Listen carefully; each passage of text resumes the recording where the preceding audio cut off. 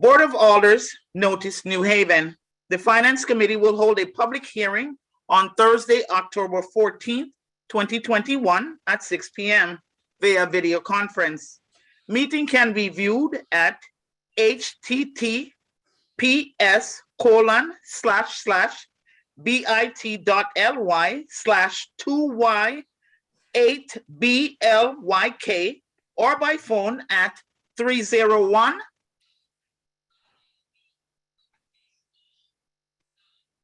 715-8592 or 312-626-6799. Meeting webinar ID 912-4820-4556. Phone passcode 725-90377.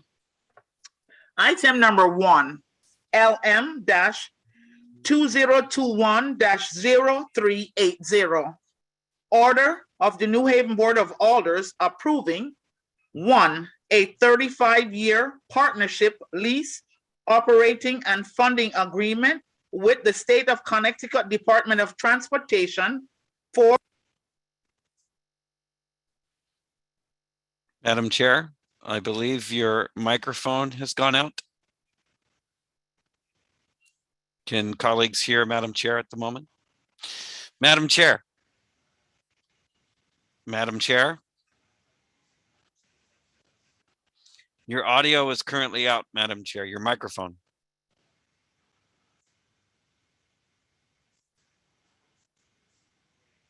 You're muted. Now we can hear you. Yes. Where did you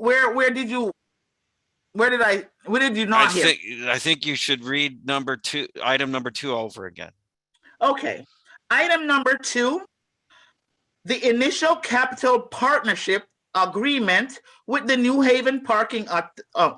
Pardon me. Let me start again because I'm mixing my own self up here. Number 2, the initial capital partnership agreement of the campus. And 3, approving an agreement with the New Haven Parking Authority to manage day-to-day operations of the New Haven Union Station and State Street Station campus, right?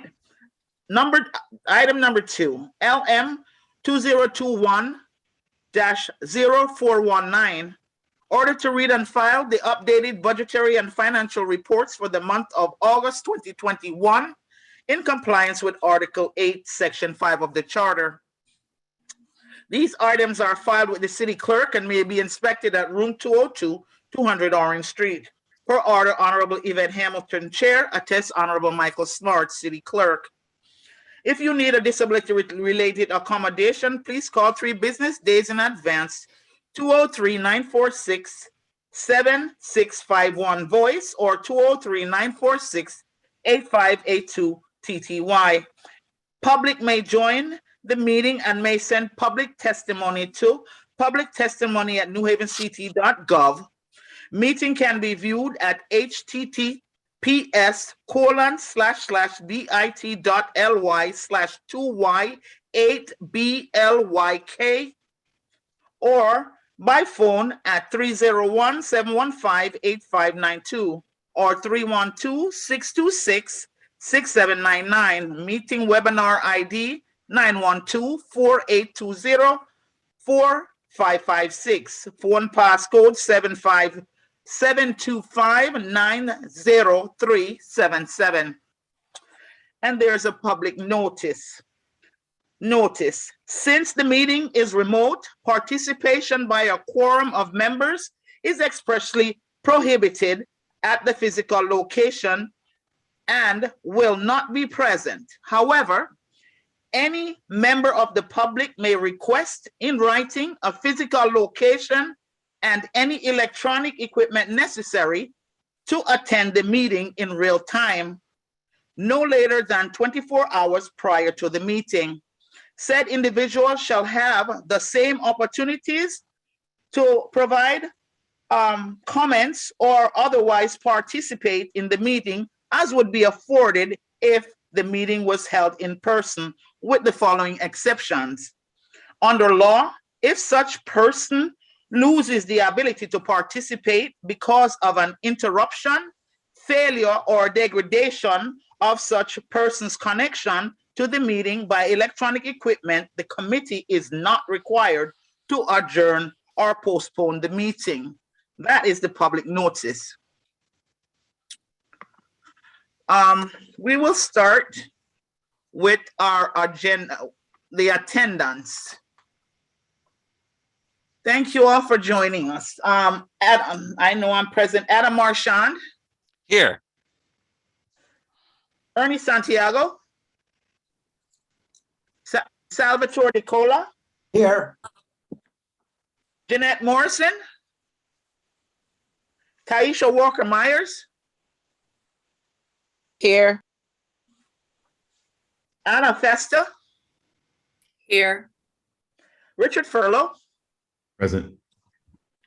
Evelyn Rodriguez. Present. Ron Hurt. Present.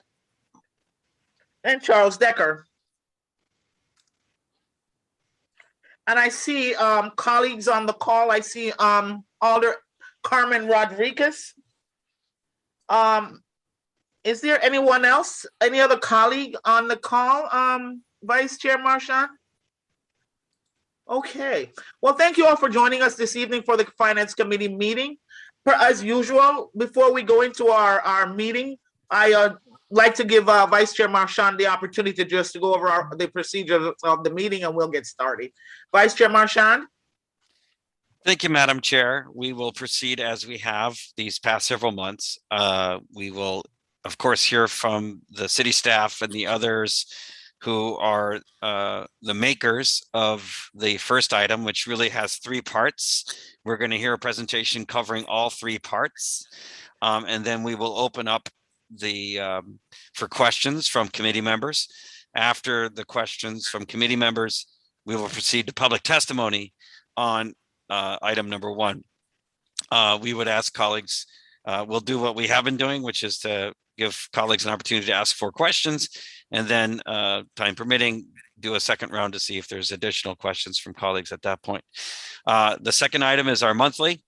And so after the public has finished giving testimony and colleagues are done asking questions on the first item, we'll move to the second item and have our colleagues ask questions and then do public testimony.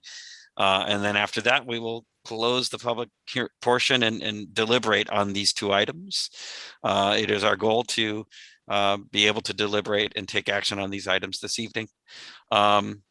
I thank colleagues who are on the committee for being on camera. I know there are moments when people need to go off camera or there's a technical issue, but to the extent possible, we ask committee members to stay on camera, and we ask other alders who are with us, please to stay off camera. It just helps everybody understand who's impaneled this evening on the Finance Committee. And of course, our city staff, our intrepid city staff, will help us promoting the appropriate people at the right moment for the presentations and for the public testimony, and then sending people back to the attendees room when their time is done. I think that's all, Madam Chair. And shall we begin with the first item? Excellent. Thank you, Vice Chair Marchand, and welcome again to everyone. And we'll start with the first item. I think Mr. Piscatelli will be presenting. Mr. Lucas, can you promote him in?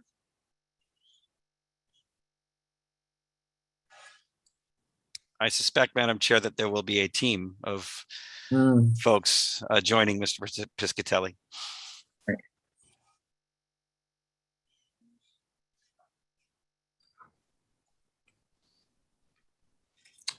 Good evening. Hello, Madam Chair, Hamilton, Vice Chair Marchand. Can you hear me okay? Yes, we can. Good, thanks. Sorry, I'm not normally at home. Thank you for your time. My name is Michael Piscatelli. I'm the Economic Development Administrator from the city, and I reside at 353 Summit Street here in New Haven. And I see you've promoted many of our team members who will be on the call and assist with the presentation tonight. And I'll allow each of them to introduce themselves individually. And then if I could share the screen, we'll go through a short presentation deck, and then happy to answer any questions that you may have. So with that, let me turn it over to Doug, and then we'll go around the horn with our team. Hi, thank you, Michael. Douglas House-Layton, Executive Director, New Haven Parking Authority, 115 South Water Street. And I'll ask our team from the Parking Authority, and why don't we ask Rich Jankovich from the Connecticut Department of Transportation to introduce himself next. Good evening. My name is Rich Jankovich, the Connecticut Department of Transportation Rail Administrator. Glad to be on tonight. Thank you, Doug. And Michael, I can introduce the rest of our team as well. Our counsel, Chief Counsel Joseph Rini, Yes. Thank you for letting us be here. and Deputy Counsel Clifford Marin. Good evening, everybody. Thank you, Madam Chair and alders for having us here. And our Chief Financial Officer, Brian Seaholm, is with us to address any financial related questions that our committee might have. Madam Chair, of course, we would like individuals to give their address, whether it's their business address or their home address. We do need an address from folks. Thank you, Madam Chair. Right. Thank you. So noted. Gentlemen.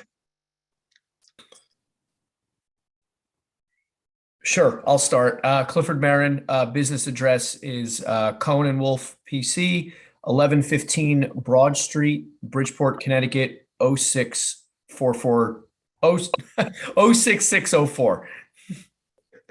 I'll go next then. Yep. Joseph Rini and Associates, 51 Elm Street, Suite 420, New Haven, Connecticut, 06510. Thank you. Proceeding on.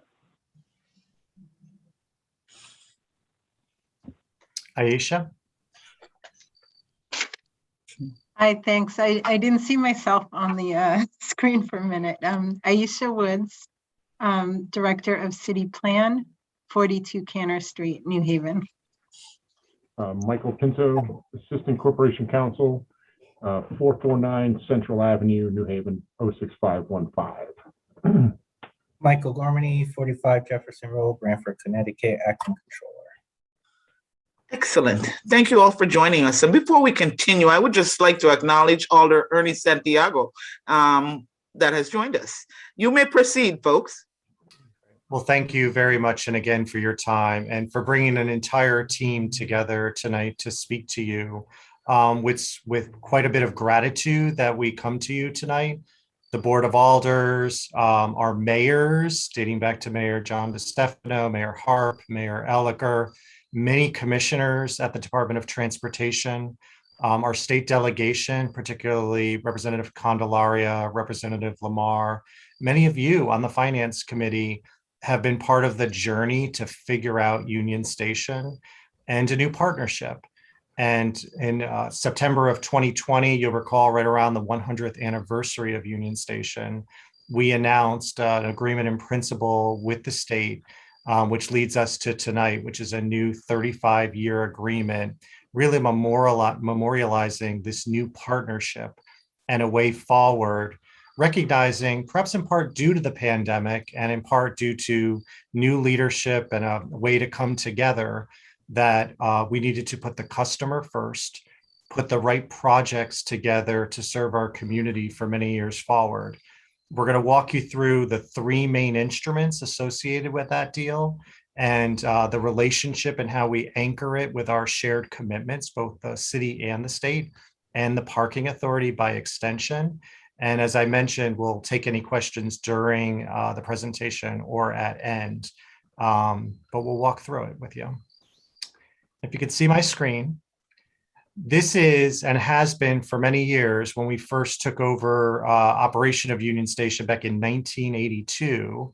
I was just a kid at the time, but you'll recall the old Amtrak sign that was on the side of the building because the building was closed. And one of our historic district commissioners, Susan Godshaw, was actually the project manager at the time, along with Jim Stanowitz on the call, when literally they were removing tree stumps out of the station to renovate the place, put it back into a state of good repair and serve our passenger rail customers. And that was very important at the time. It was a nod to the history of this amazing building, an architectural treasure designed by Cass Gilbert, built over 100 years ago. I think everyone who goes through this station today if you're running to catch a train or if you're there for a little bit more time, this station does not feel like it's 100 years old. It has been maintained to a state of good repair. It is very clean, orderly, presentable, attractive. It is a welcome mat to our city and the state. And that's a credit to our workforce at the New Haven Parking Authority and the folks every day from the passenger rail services that work very hard in order to make sure that everyone is both safe, comfortable, and it's convenient, particularly when you're in a traveling state. It's a very important time for people. So we take that very seriously, and that's why it took a little bit more time than maybe we anticipated to get to a deal that will stand the test of time for the next 35 years. So what we've communicated to you are 3 instruments. The first is a new lease funding and operating agreement, and that's the 35-year instruments, the thickest document in the packet, because that's the agreement between the city and the state. The second instrument is what's called the Capital Partnership Agreement. Many of you will recall the big, the scrum with the state, for lack of a better word, was about what to do with the new parking garage. How big should it be? How does it get operated? How does it get funded? So in this new agreement, one of the key aspects to it is the money that's made at Union Station stays at Union Station. And that, plus some creative work on the part of our state leadership and our team, put together a capital partnership plan, which articulates the goal to build a new 600 space garage, but to design it in such a way that it has a front-facing component, a liner building, a commercial building, something that may be taxable, as well as renovating the first floor and then the second floor and the basement, a way to create a new retail environment inside the station, such that it provides what we said earlier, this welcome mat to our state and to our city. You'll recall at times it feels like it's just a commuter stop with all the signs for the Broadway plays in New York. That reverses in this new agreement. Doug will talk a little bit about how even everything right down to the polo shirts that our staff will wear will be the welcome mat to Union Station and to New Haven. It's just a really exciting part of the project. And then the third part, because the parking authority will be an operator in this agreement, we as the city, you as the board, need to approve first the agreement with the state and then approve our assignment, for lack of a better word, via a subcontract agreement for the parking authority to take on the responsibility to operate both Union Station and State Street Station, which is new to the deal. We'll go over the key terms in this particular agreement, including scopes of work, specific performance standards, and a governance structure in this agreement, which includes an executive oversight panel, which is the mayor of the city and the commissioner of the DOT, as well as a more day-to-day operating committee that will help guide the work and the capital improvement plan. And then there have been these committees that have been meeting all year. How do we actually build the new garage and the liner building, renovate the station? What do we do with Union Avenue? I mean, forget the pandemic. I was stuck again on traffic in Union Avenue the other day. That's still an issue, and it's certainly an issue on Alder Rodriguez's mind and to the traveling public about how do we create a campus environment. So we'll talk a little bit about the work going on there, and then we'll answer any questions both on the admin and the deal points themselves. I think everyone has a sense for what the station is. The lease, so this lease and operating agreement actually runs a lot longer a space, if you will, all the way back to the south where the Church Street South Bridge goes over the rail tracks. And then there's an area that's Amtrak's, there's a yard here. And then where it picks up the surface lot is the start of the lease area, right at the edge of that surface lot. So you've got a small surface lot to the south of the station, the main building, the existing garage, the existing surface lot, which is the subject of a lot of our redevelopment planning. And then there's a small substation operated by the United Illuminating Company here, which is not part of the lease. And then State Street Station, which many of you know was built a little bit more recently in the early 2000s, is a smaller station, and it's located right on State Street, no parking, very much self-contained, if you will. Talk about that a little bit. Okay, again, the three key documents. Lease and operating agreement is the terms. It's how the state will hold us accountable for the performance standards. And there's a transition period. So we've got to do this between now and June 30th of 2022 when the existing lease expires. So we're on a little bit of a schedule here to get all the implementation instruments in place. And I talked a little bit about the capital partnership agreement, which in this area of more stimulus, money coming down from the federal government, there's great opportunities to attract funding to Union Station, possibly the new infrastructure bill. There are some financing strategies coming out of the Federal Railroad Administration, possible Urban Act, all ways to sort of put the puzzle pieces together. And then the last piece is that subcontract agreement with the parking authority, if you will. The main document is the lease funding and operating agreement, and there are a significant number of mechanics associated with that. I will pause, however, before we go into it, because I'd like for just an opportunity for Rich Jankovich from the DOT to provide his perspective and how the partnership takes form from the state's perspective. And then we'll let Doug walk through the deal points, if you will, and how they'll operationalize those deal points. And then we'll go into some of the vision and planning. So, Rich. Thank you, Mr. Mike Piscatelli, Mr. Piscatelli, Madam Chair, and the alders. I want to just say on behalf of the state of Connecticut, as Mike had mentioned, going back to the signing back in September, that we the state feel that this partnership led by the Commissioner Joseph Giletti, who was born and raised in the Hill of New Haven and is our commissioner at the Department of Transportation, took a lot of pride in joining in this partnership with the city and the mayor on that event of signing all the letters of intent to get us to the point where we are, as being presented tonight, the agreement between the state and the city and a partnership of a campus atmosphere going forward for New Haven Union Station, starting at the main station and now encompassing State Street Station. We are very committed and look forward to this 35 years of relationship and the opportunity of folks coming into New Haven via train, as well as departing New Haven and heading to all parts of the Northeast region. It's been a great relationship working through with your team, and we look forward to all of the projects and programs inside the station and around the station. A very good and hard worked relationship that everybody's proud of. Thank you, Mike.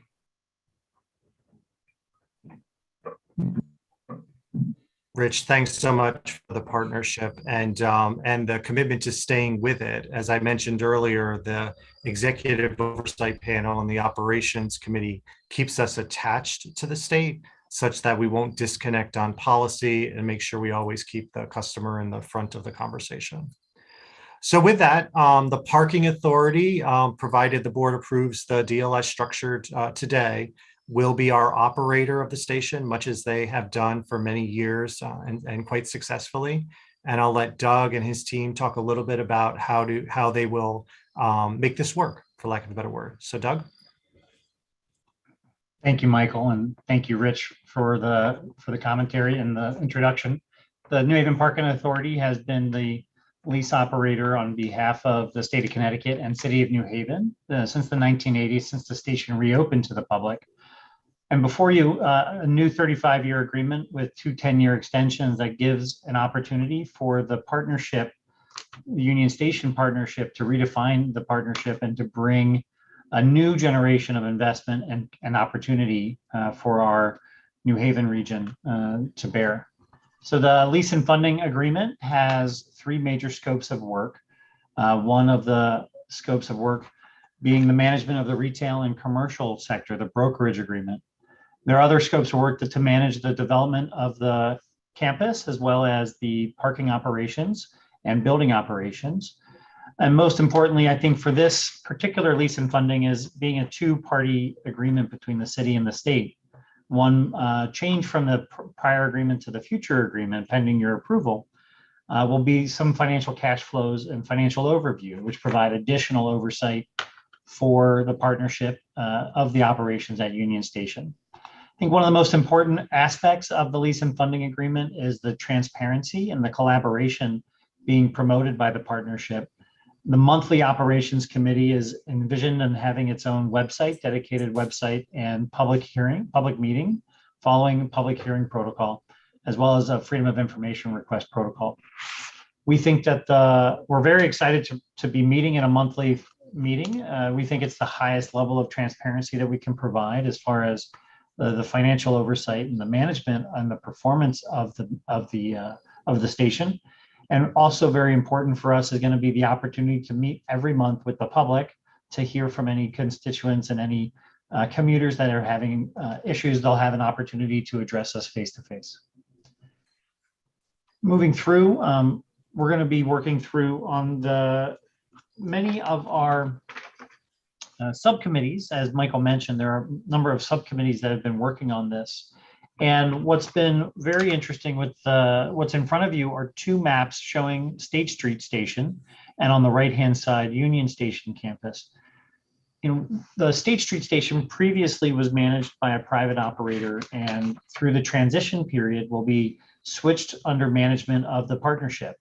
That'll give the region, the city of New Haven, and the downtown the opportunity to speak with one voice and to talk to one operator when they're talking to the train station managers in town. And we think that that's going to provide an increased level of service, again, for the customer, bringing the customer to the focus at Union Station and State Street Station in our new agreement here. In addition to as mentioned, the State Street Station, there's 3 scopes of work. Generally speaking, the building grounds operation and management, the station parking operations and maintenance, and then as well the brokerage, retail, and commercial subleasing. So all of this will be a lot of work to undertake, and the team at the Parking Authority is excited at the opportunity. Myself particularly excited about the opportunity to continue serving City of New Haven and the state of Connecticut at Union Station. But in a month-to-month fashion, the Operations Committee will be the body where the city and the state both have equal representation on a committee of 4 that will be meeting in the highest level of transparency every month to make decisions on behalf of the public. So each month we'll be meeting at this Operations Committee, and we'll be resolving any issues that come up. This is very similar to how we managed in the prior agreement with something called the Joint Advisory Committee, the JAC. And we're excited again to add new roles for the public to play in this process.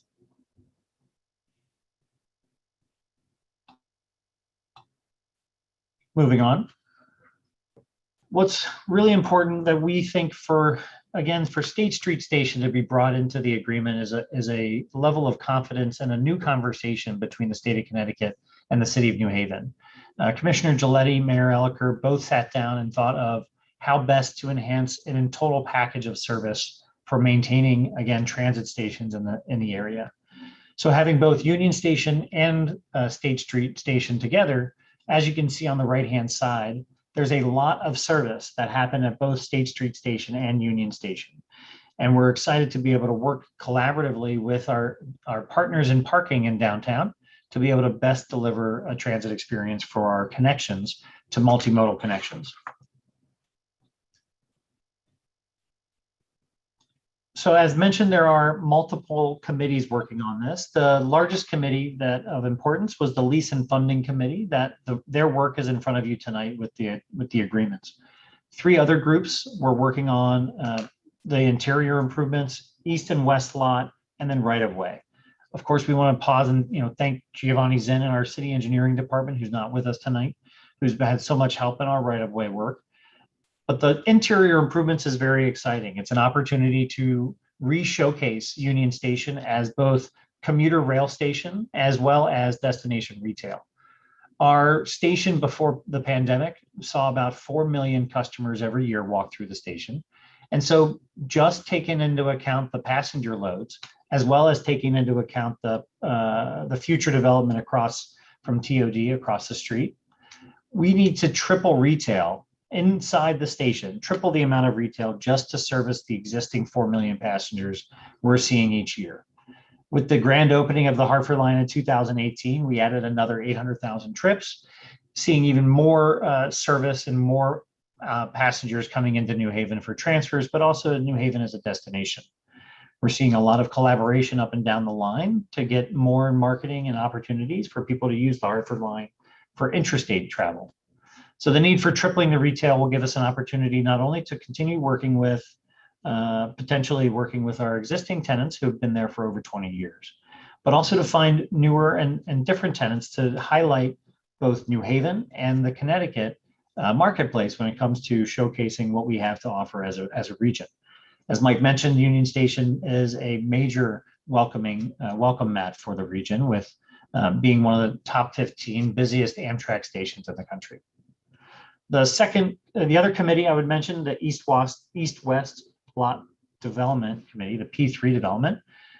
This group is working on launching the redevelopment of both surface lots. And as mentioned, there are some requirements of the development where the Union Station partnership will be working with our development community to provide 600 new structured parking spaces, removing the existing surface lots, as well as providing a multimodal transfer and bus hub on the west end for CT Transit, Regional, Peter Pan, and other major bus customers like Megabus and other regional bus. In addition to that, on the west end, we are envisioning a connection area for private shuttles and other potential retail developments. As of now, as Mike mentioned, putting buildings on the outside of development of our structured parking, we're right now in pre-development for these lots, and we're trying to figure out the best plan forward. We're very much in pre-development, and we haven't even begun any outreach and engagement. So we'd like to talk through a little bit about how you see outreach and engagement moving forward, particularly with our host alder, Alder Carmen Rodriguez, who's here tonight. And finally, on the rights of way and streetscape, there's been progress made, especially on vehicular connections and bike ped connections in the area.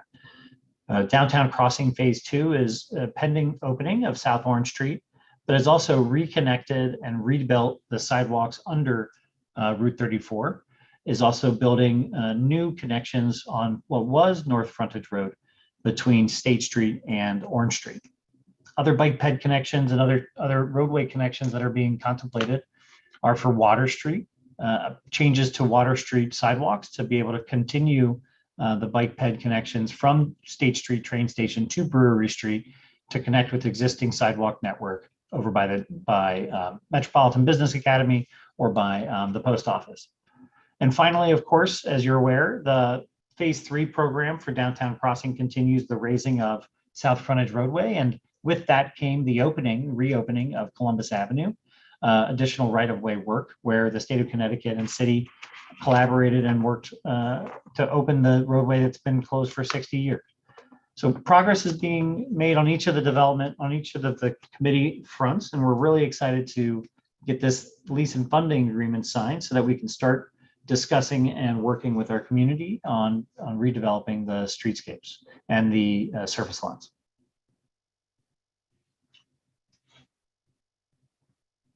So with that, I'll turn it back over to City Plan Department, Aisha Woods, and ask Aisha to walk through Union Station redevelopment and as far as a mark in time and development for the city. Sure, thank you, Doug. And I feel like everyone who has spoken before me has also, covered many of the important points. I will reemphasize some of those. Again, I wanted to reiterate the working group experience, the partnership that we've, the kind of roll up your sleeves partnership we've developed with DOT and with the Parking Authority over the past year has been extremely productive and I think bodes very well for going forward with this work. As Mike mentioned, New Haven Union Station is really a treasure for our city. And this work will really transform Union Station as not just in terms of, doing the physical improvements, but I think really as a catalyst for the whole area. It will be both the welcoming point for visitors to New Haven, but I think also very much a destination and an asset for New Haven residents just to go visit the train station and enjoy the new retail offerings there. Union Station is also at the center of two major adopted plans by the city of New Haven. You see an image of the Hill to Downtown plan here. It also is part of the Long Wharf Responsible Growth Plan, and as well as the Doug mentioned the downtown crossing projects. So this is really kind of reshifting a center of gravity around Union Station. It's really an opportunity to do some really thoughtful transit-oriented planning, centered on the station campus. I think it will really, connect all these different parts of the city together in a way that, we haven't seen before. We've been working on reconnection through downtown crossing, through the Hill to Downtown plan. And the really exciting thing is you see in the Hill to Downtown plan, many of the projects envisioned there have been realized already, and we're now starting to see some of the projects for the Long Wharf Responsible Growth Plan being visioned. So I think Union Station will really, become the center of this exciting, new growth opportunity for the city, and also to really provide opportunities for New Haven residents, really provide, even more connection between the Hill neighborhood and downtown, and just, really make the city more walkable. The connection from the train station to downtown is really important. And some of those connection improvements Doug went over in more detail. But I'm just really super excited to see us, really elevating Union Station as, a new kind of a new center or an additional center to New Haven and also the state in some ways. And so you'll see, in the coming months, we'll be working on kind of knitting the various plans together, and also, looking at some of the new zoning updates to unlock the development opportunities on the campus.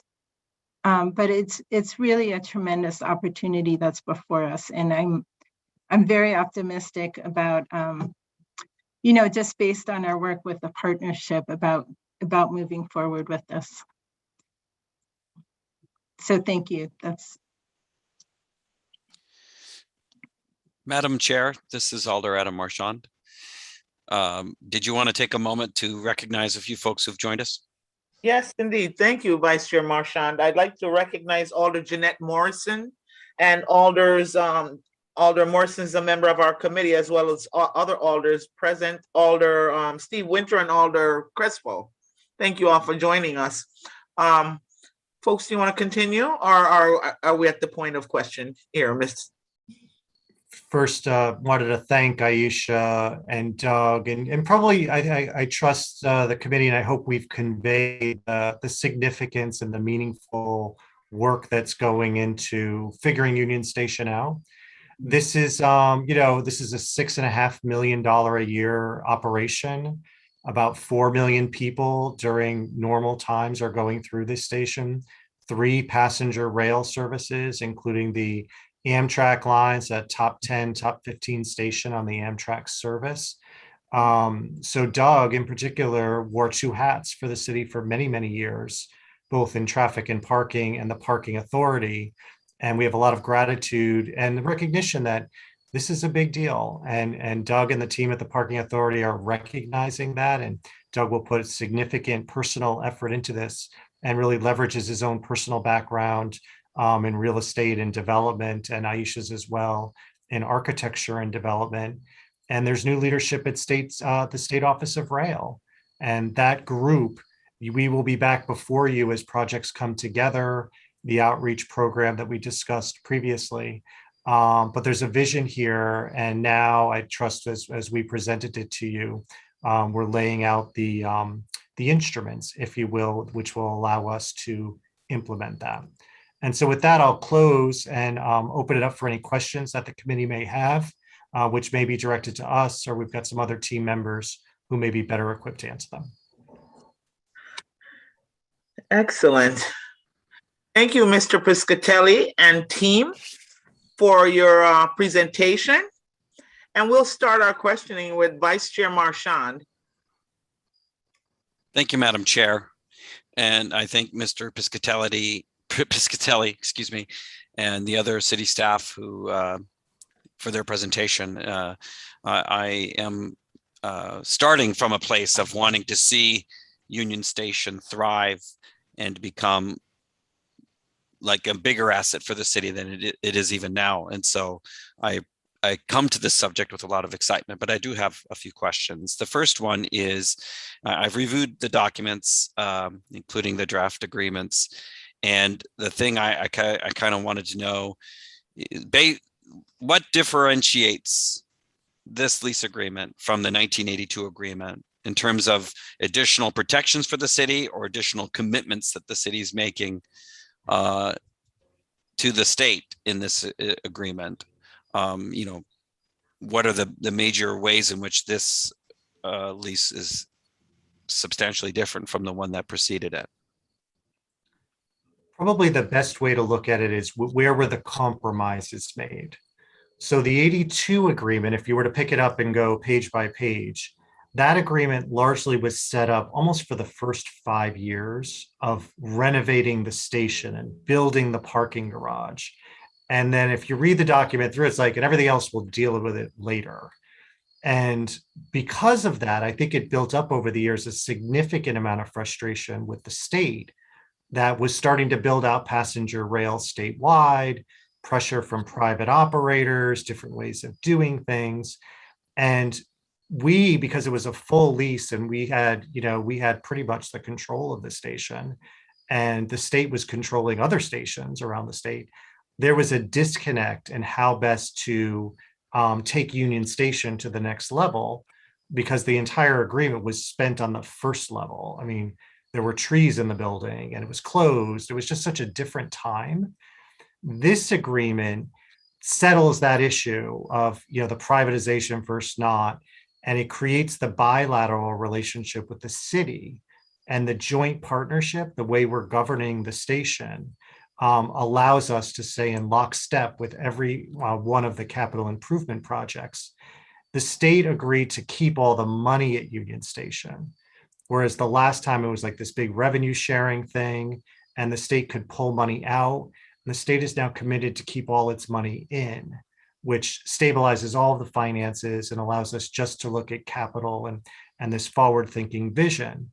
There was a point when I was in Doug's role where we wanted to put in the bike parking. Now, the city was big on bike parking. We saw that coming. State wasn't really as big on it, didn't see it just yet. But every time we've done it, we've doubled the amount of bike parking and we fill them every single time, right? But it was a bit of a challenge because the document didn't really set forth a pathway to make that type of capital investment. It was more state of good repair oriented. So that's the biggest sense of the difference between the two documents. The other part is that the state very much wants to hold a high level of accountability on the standards. So with the other stations around the state, there are these performance standards.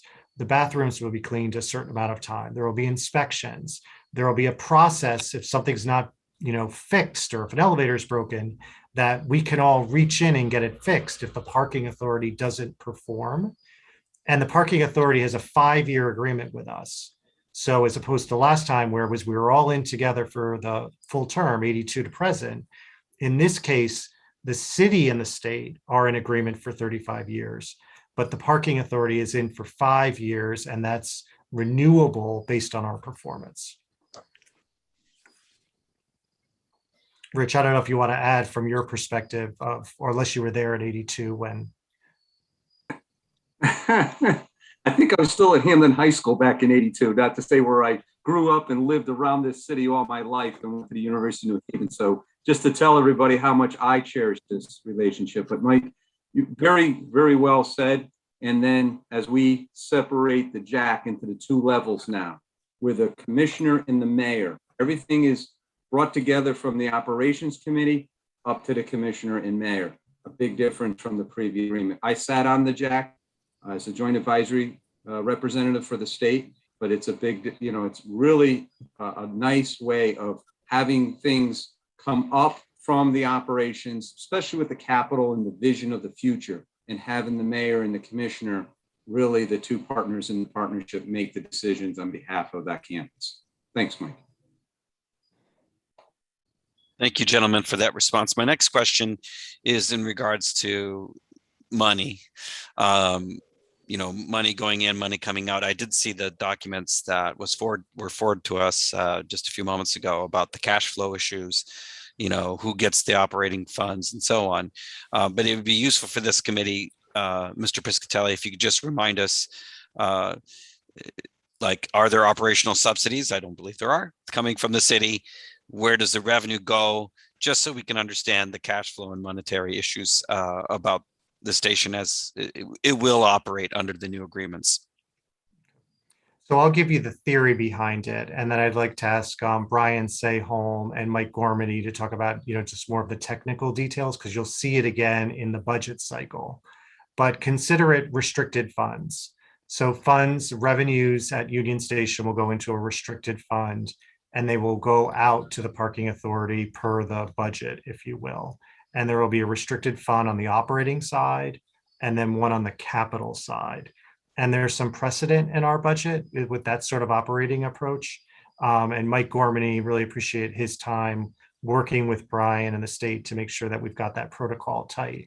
The other point I'd make is, even today, we're close on budget.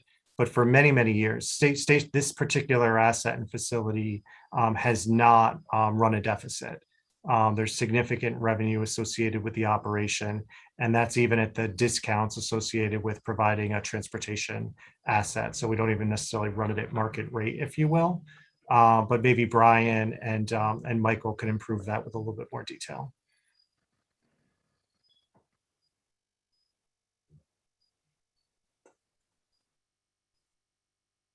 Thank you, Mike. I think Mike hit the nail on the head. Essentially, Alder Marchand, you are correct. At the moment, there is no operating subsidy that the city pays to Union Station or any capital contributions that fall within our budget.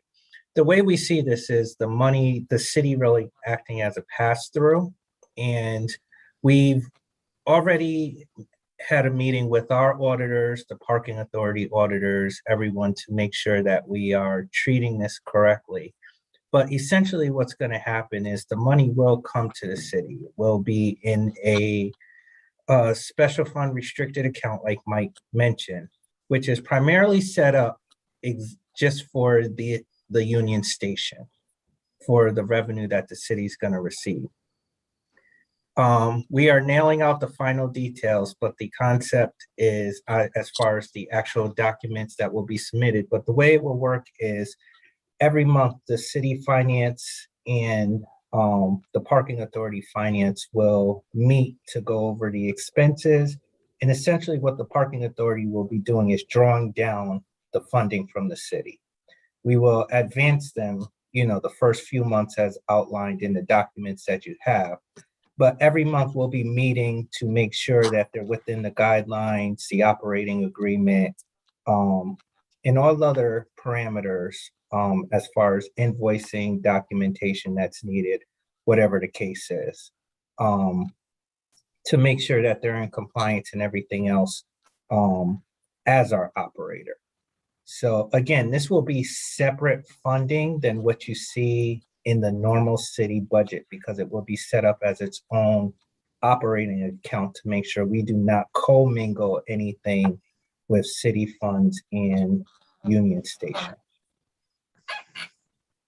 And Mr. Gormany, just as a correlate to my last question, given that this is a separate entity and that it's got a separately accounted for and segregated fund,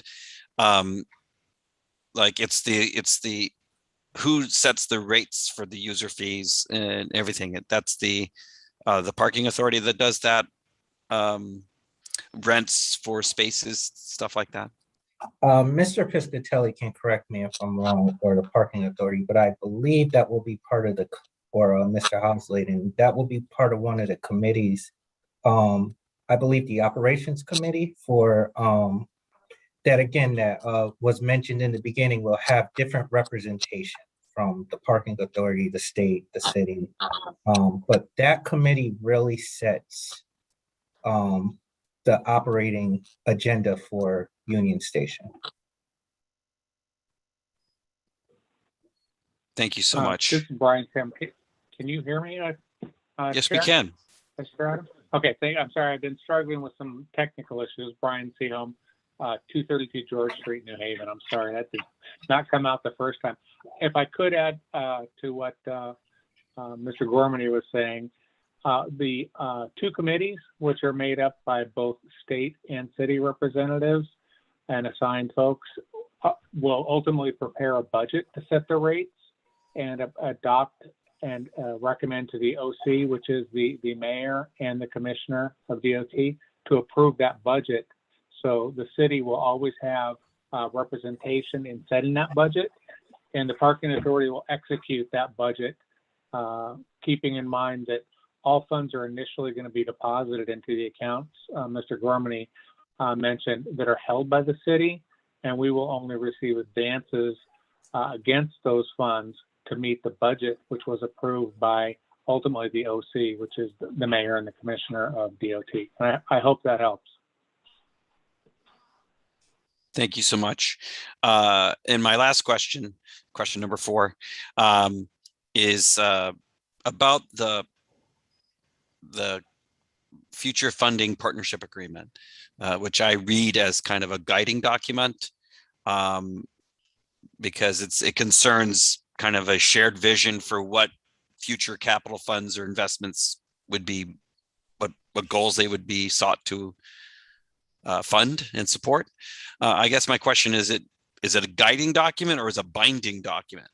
What kind of force does it have in determining what future purposes and projects this kind of funding would support? It is, thank you, Alder, for the question, and it's the former. It is very much a guiding document. It anchors us to the projects, much like we did back in September of 2020, but it is in no way a mandate necessarily for any one of those particular pathways to follow. The reason for that in part is the existing lease expires in June of 2022, and by the time we actually know what that ask looks like, as Doug, set forth the process, it's a very uncertain market to say, well, we need $10 million to build this building, or this is where we're going to put the intermodal center, and sizing it up. It's just not ready, and we can't say for certainty what that dollar amount looks like.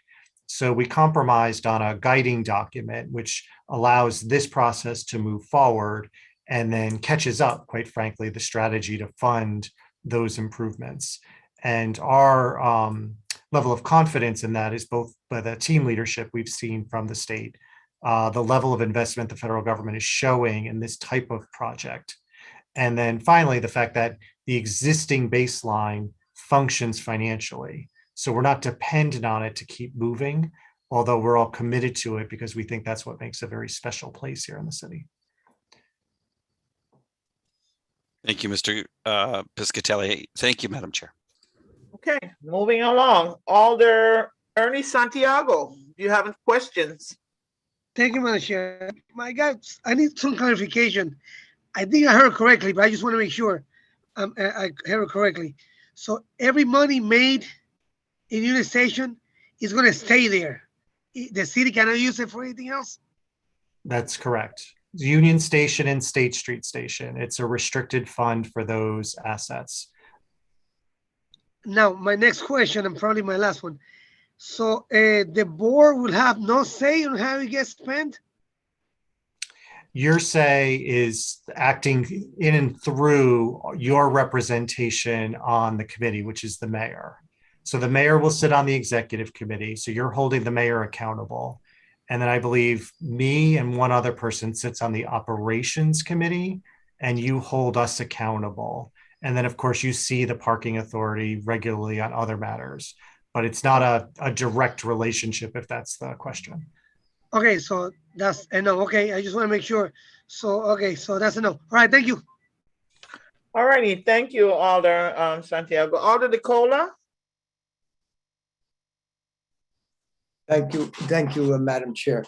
Yes, I was going to ask about the construction and the diversification of employees that will be hired for building and improving this station right now. Do we have an idea of percentages and things like that? Thank you.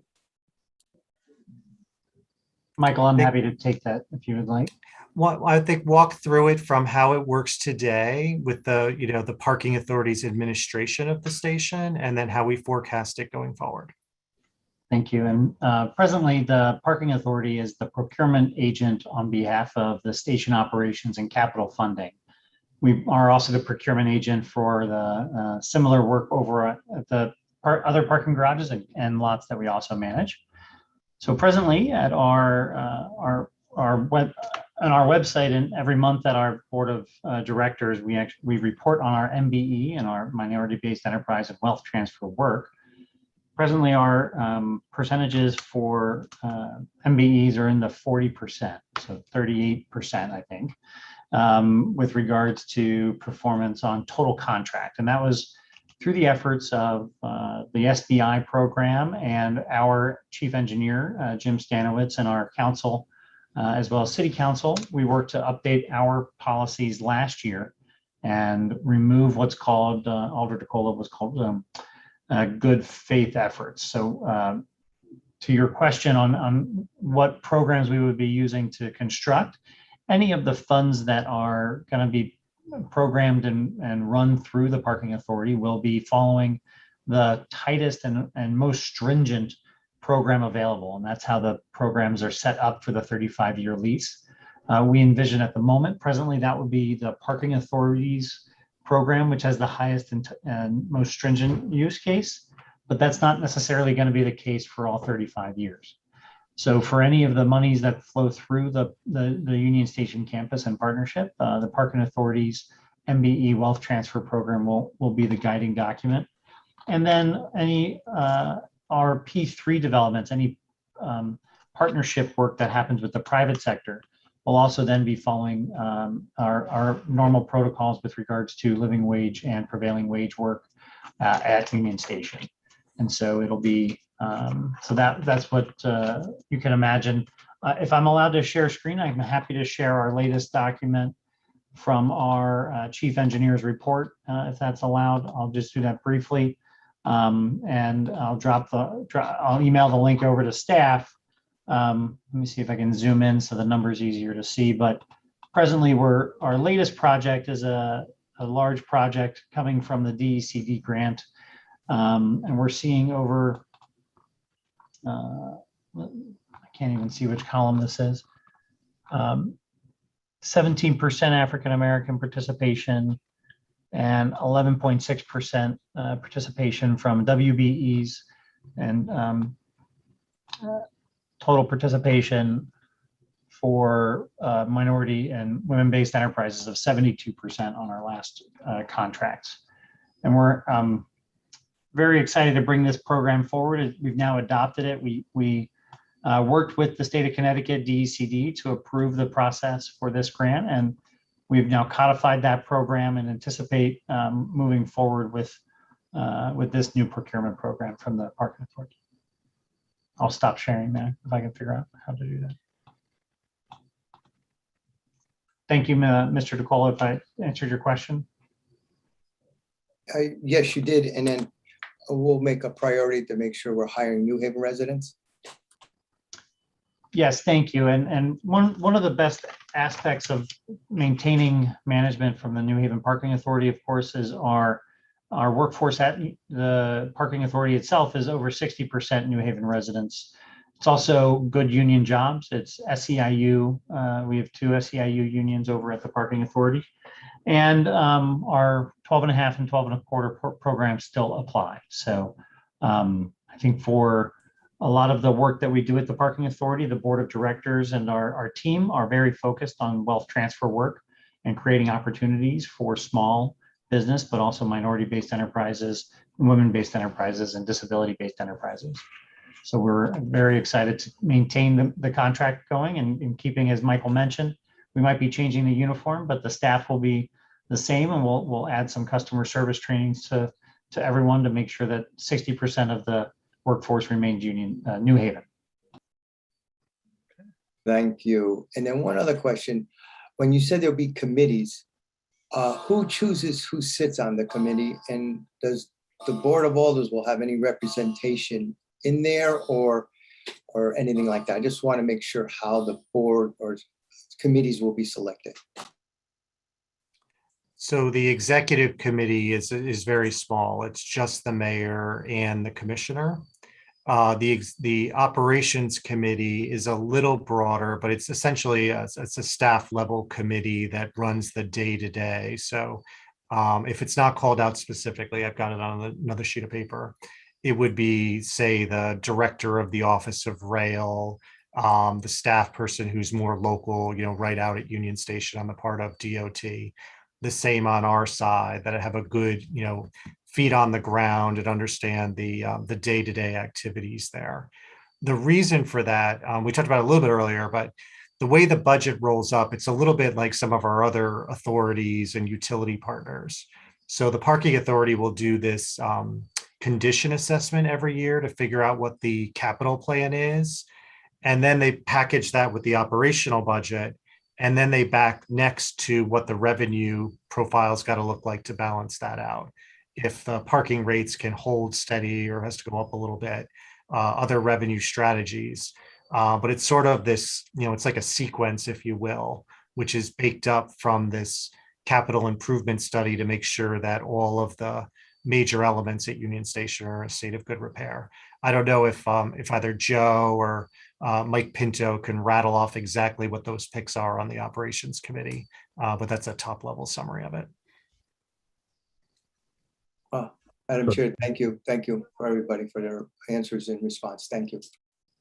Okay, Alder DeCola, you're all set. Thank you.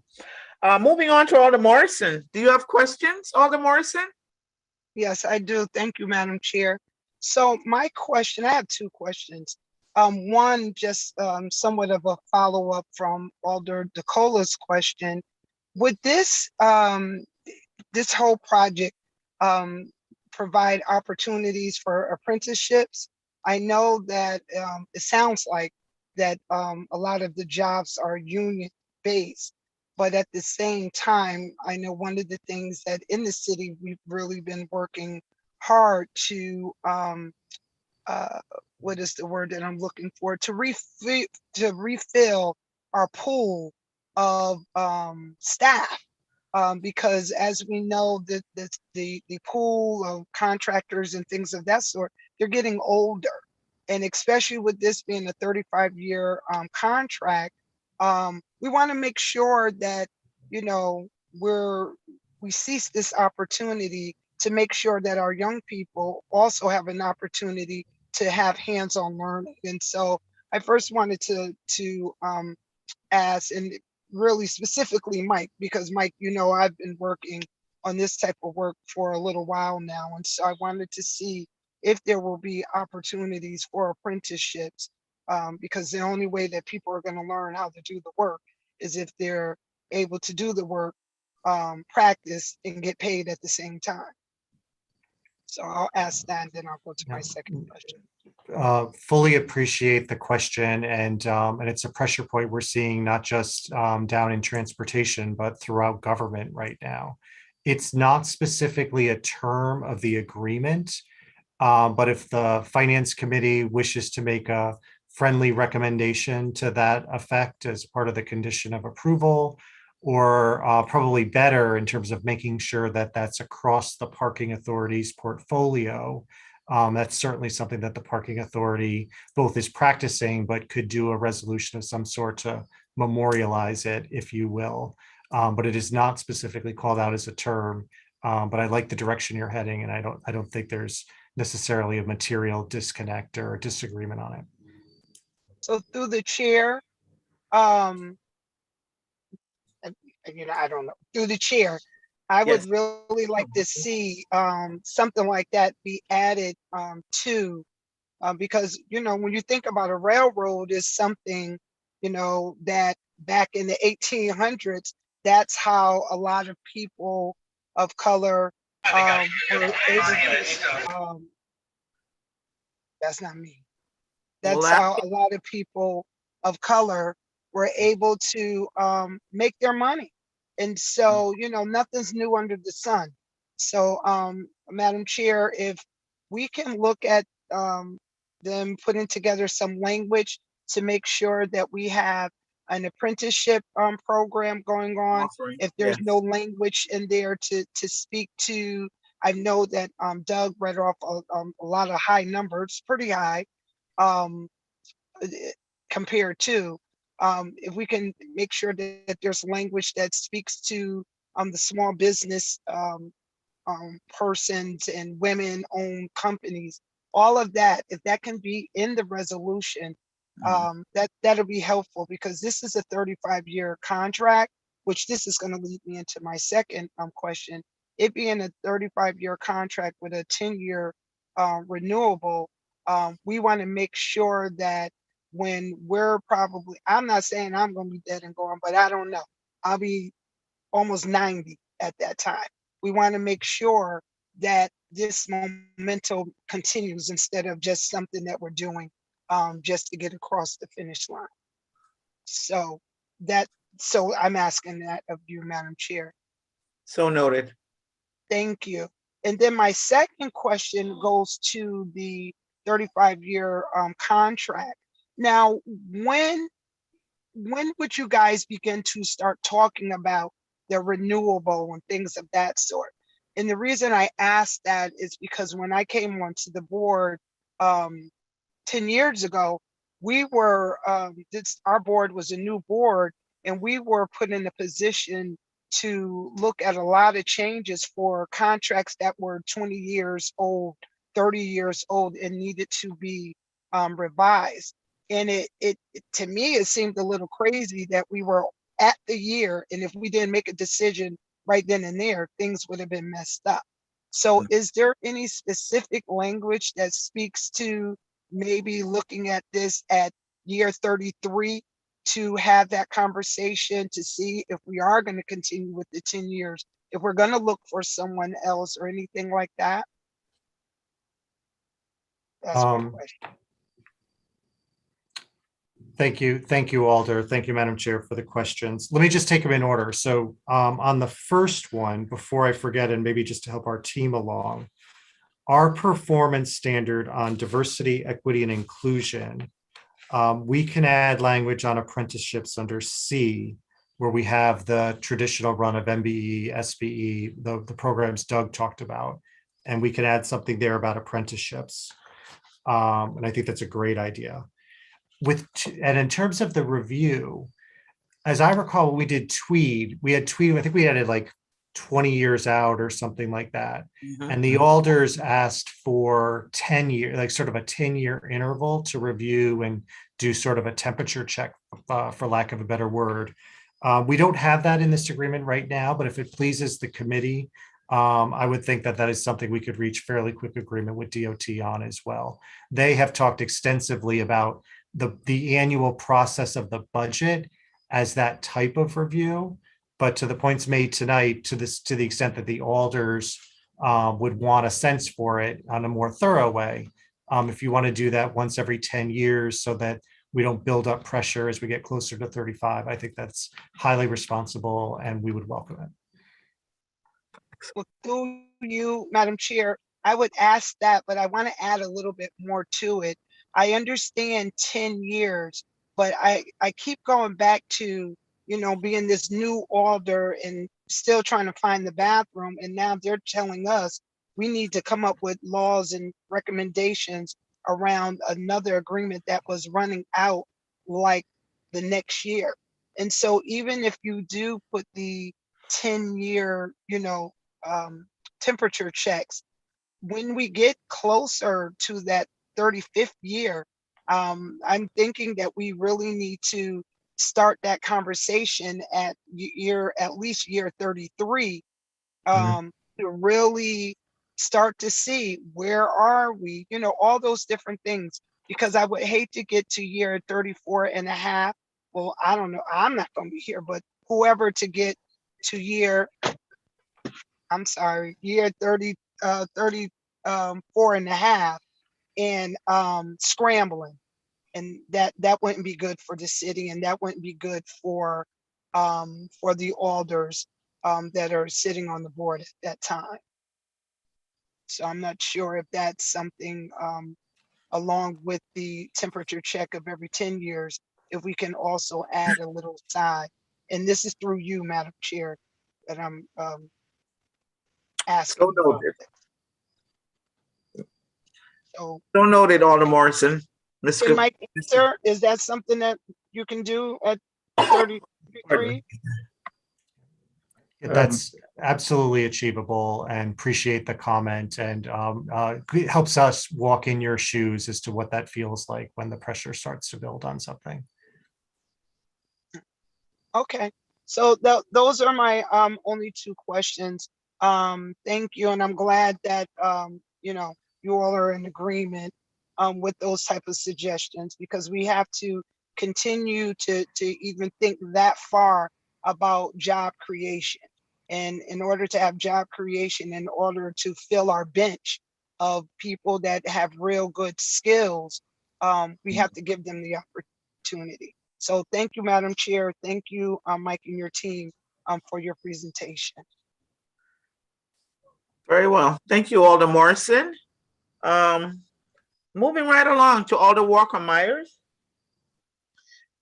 Thank you, Madam Chair. I actually forgot my question, so if you come back around for another round and I remember, I will ask it. Thank you.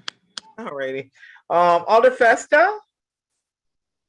Thank you, Madam Chair. I do have a couple of questions. Most of them were answered, particularly the financial ones that were asked. But I'm also, speaking of financially, what financial benefits are there for the city of New Haven with this? I mean, we're going to see an increase in traffic. We're going to see, our roads, for example, will be traveled on, our sidewalks, et cetera. So what financial benefits are there for the city itself?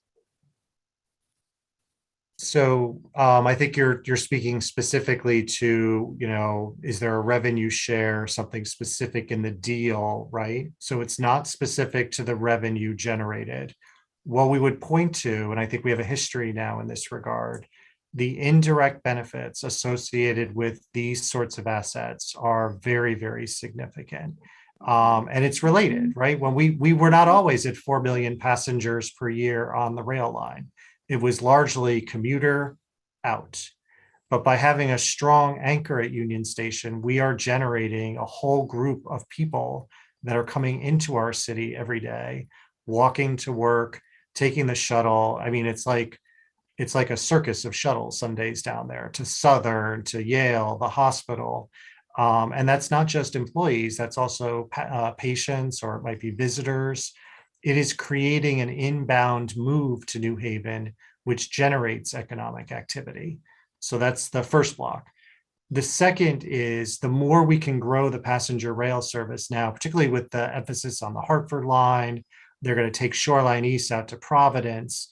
That's all road miles less traveled, so less parking demand, which has always been a frustration with the city, and all the times we have to build a new garage. the more we can support the rail system, the better. I mean, we were really doing well at State Street Station for a long period of time before the pandemic, of people just, all those shoreline cars coming, not on the road because they were taking the train, they were right into downtown. And then the third area, which is, maybe a little bit, more out there, but we think it has relevance over time in terms of its economic standing for the city, is destination based.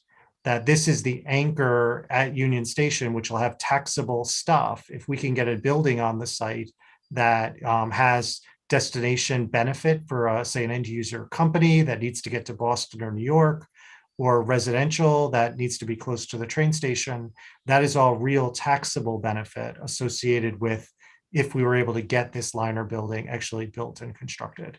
And I welcome additional thoughts from team members, but those would be the three areas where I see economic value coming to the city down the road. And this is Madam Chair, this is Director Houseladen again. Thank you. And just to add to Mike's points about the economic benefits, depending on the future of the P3 development, the public-private partnership development that's being contemplated on both east and west lots, Mike mentioned the potential for taxable on the liner buildings, but there's also the potential for what's called fee simple transfer of the east lot. So an asset sale of the state is contemplated through this, through the lease and funding document. And if that were to happen, that parcel would then go through the city's development apparatus, and that would include all city regulatory functions as well as eventually property tax payments to the city of New Haven annually. So the redevelopment of the station will have indirect but also direct property tax benefits for the city of New Haven. Thank you, gentlemen. I do appreciate those answers. I guess I was looking at something like pilot, where we get something for the value of the property. Hey, I'm always looking to make some money here in New Haven outside of what you said, which I completely agree with. But the more we have, the more we can provide to the passengers as well. But I'll move on because we'll see what happens down the road as well.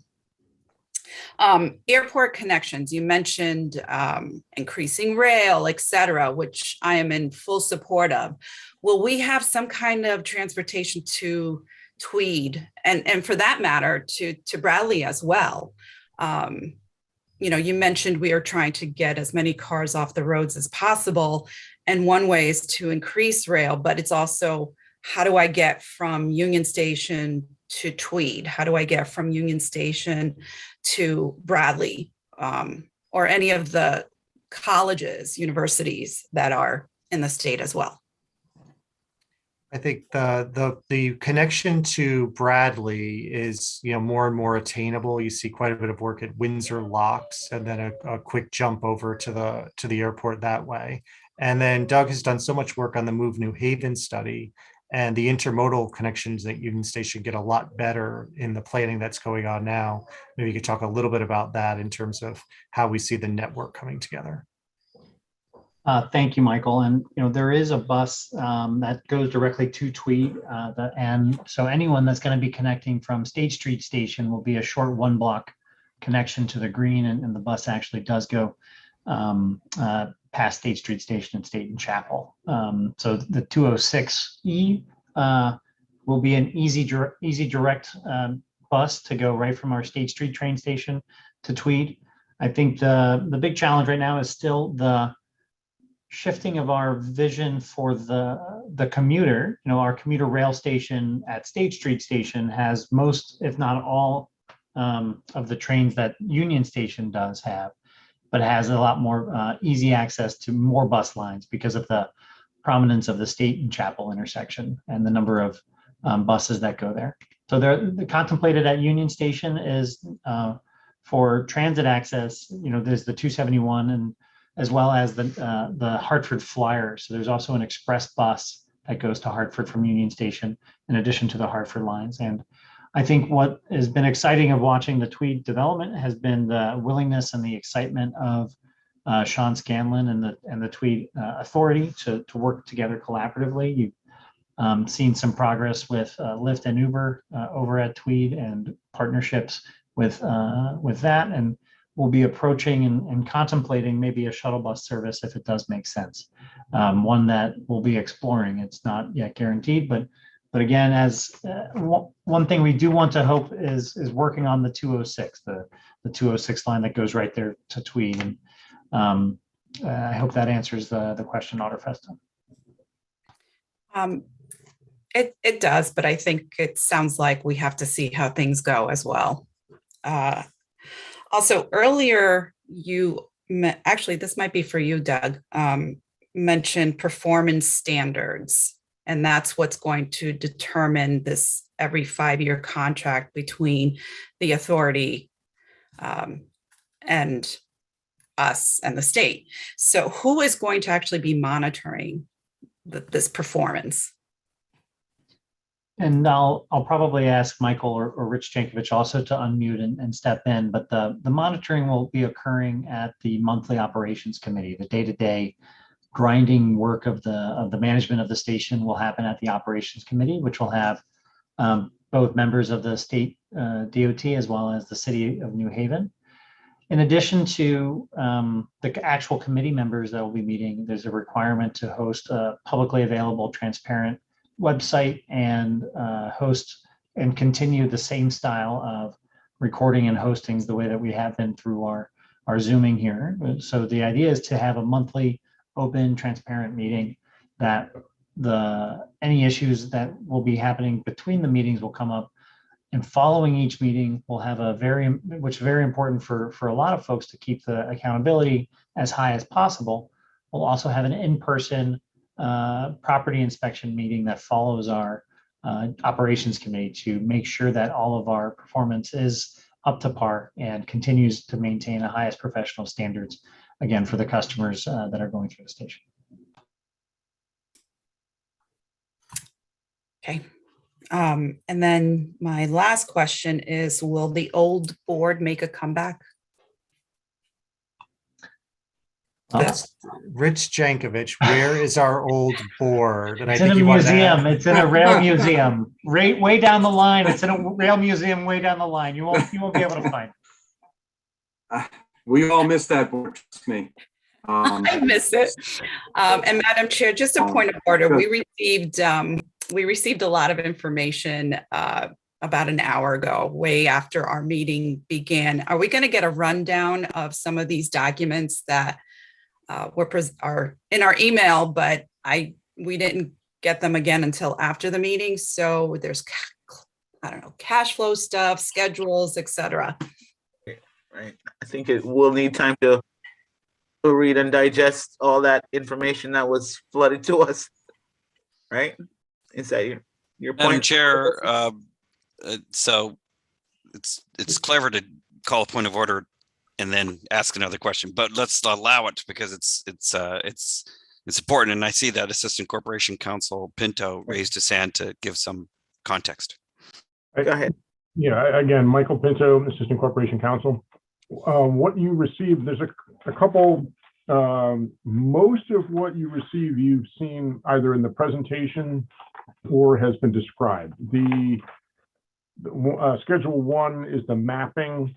The cash flow document is a written version of what Michael Gormany and Brian Seaholm presented, just laying out how the revenue comes to the city in restricted accounts and then is advanced back out, and then sent back out to to cover operations and capital expenses. The three documents that you there's also the capital funding agreement, Exhibit A. That document is primarily, I mean, it's long, but it's primarily an evaluation of the current the sort of current state of repair of the station that is being appended as to the capital funding agreement, so that we can have a baseline for evaluating what projects need to be prioritized and as the partnership moves forward. The schedules 2, 3, and 4 are probably the three that will be the most well, frankly, the dullest and but also they're sort of the longest. Those are the scopes of work that lay out when we were discussing earlier, as we were going through this, the state and the partnership together, we wanted to lay out precisely what work needs to be done. And so in Schedule 2, you'll see and Schedule 2 and Schedule 3 effectively largely mirror each other. One is for the parking, one is for the station, Schedule 2, and Schedule 3 is for the parking facilities. And they lay out precisely what needs to be done, including like snow plowing, maintenance of elevators, and the sort of technical operations of the buildings. Then Schedule 4 is a little bit different because it's the brokerage services, which lays out the sort of the leasing and subleasing of the retail spaces and the additional development of the retail spaces.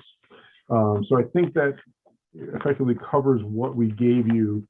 And then the final piece is you've seen the term sheet for the agreement with the parking authority, and now we've given you effectively like the fully fleshed out version where we've taken that term sheet and fleshed it out with all the sort of the additional terms and conditions and some of the boilerplate that would go into a standardized contract like that. So I encourage you to read them all, but there is a fair amount of like your eyes may glaze over a little because you're reading through like literally how often the bathrooms need to be cleaned. But that's and how often the managers are supposed to walk through and do this is to meet these very high performance standards. From the get-go, we were both the city and the state and the parking authority were in agreement that having a world-class train station campus was or transportation campus was the goal here, and how do we generate the documents that will promote that for the next 35 years. So that's what that's what those scopes of work are. They were kept out of the actual lease because over the years they may be adjusted depending on how by the operations committee and the EO and the executive committee, depending on the specific needs of the time. And so those were designed to be a little bit more flexible, but would always be incorporated back into the performance of the lease.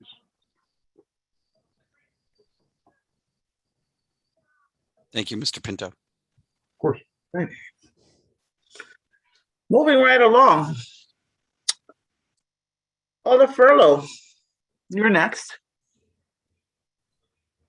Thank you, Madam Chair, and much thanks to the team, Mr. Piscatelli and Director Houslade and the team for their excellent presentation. This has been a very interesting dialogue, and I don't have any questions at this time. I think most of what I was curious about has been answered, but if I think of something, I'll wait for the second round. Thank you. Thank you, sir. All righty. Alder Evelyn Rodriguez. Thank you, Madam Chair. I have a question. The question has to do with, actually, it's two questions. Have you done an assessment of what is expected in terms of people utilizing the Union Station as you improve it, due to all of the development that's going on in the city of New Haven regarding affordable housing and the needs of the nation and surrounding cities and states in New Haven? That's the first question that I have. And then the second question is that as we continue to improve in travel feasibility, more because of all the development that's going on in the city of New Haven, more housing, and the neighboring states also being affected economically, that they should see New Haven as an interesting city to move toward, looking at the collaboration and partnerships that you may have already engaged and collaborated in terms of Connecticut Transit, Tweed Airport, any of the private driving companies, taxis, vans, and will funds be made available to support these modes of transportation? Thank you. Certainly a very important question and one that's on our mind as well. I think we all feel it, right? And it's both an exciting and challenging time as a growing city. We can share, we'll provide backup on the travel demand forecasts, which relate both to growth of the New Haven line service in particular, but then some of these new services that would be using Union Station. So it's a 35-year agreement. So there's going to be some pivot away from people driving to the station as part of climate awareness and the electrification of vehicles in society. So that's a factor. But the more practical one, I think, just immediately out the gate, Doug and the team have been actually trying to forecast what passenger services might look like. So if you've ever been stuck in line at the Dunkin' Donuts when you want to get on the train, or the bathrooms and the basic run of services, given the forecast travel volume, that alone, by tripling the amount of retail and space, one, provides more opportunities for small local business, but two, ends some of the significant frustration that many of our passengers already feel, because the first floor was never designed for the number of people that go through there today. And I know the team has done some work on that, and maybe Doug or Aisha provide a little bit more context than more bathrooms, but there's something more than that. This is Doug, Director Houseladen again, and more bathrooms are important. There were, at least 20 more bathrooms per gender there when the station opened 100 years ago. And we have a lot more rail service and a lot more interest now than we have in the last generation.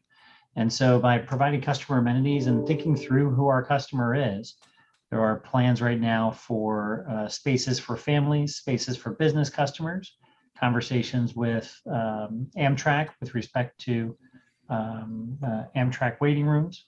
And I think other target customers of ours are going to be folks like families of Connecticut. And I think Rich spoke to it earlier about the growth in Connecticut rail, and we're seeing a lot more intra-state service.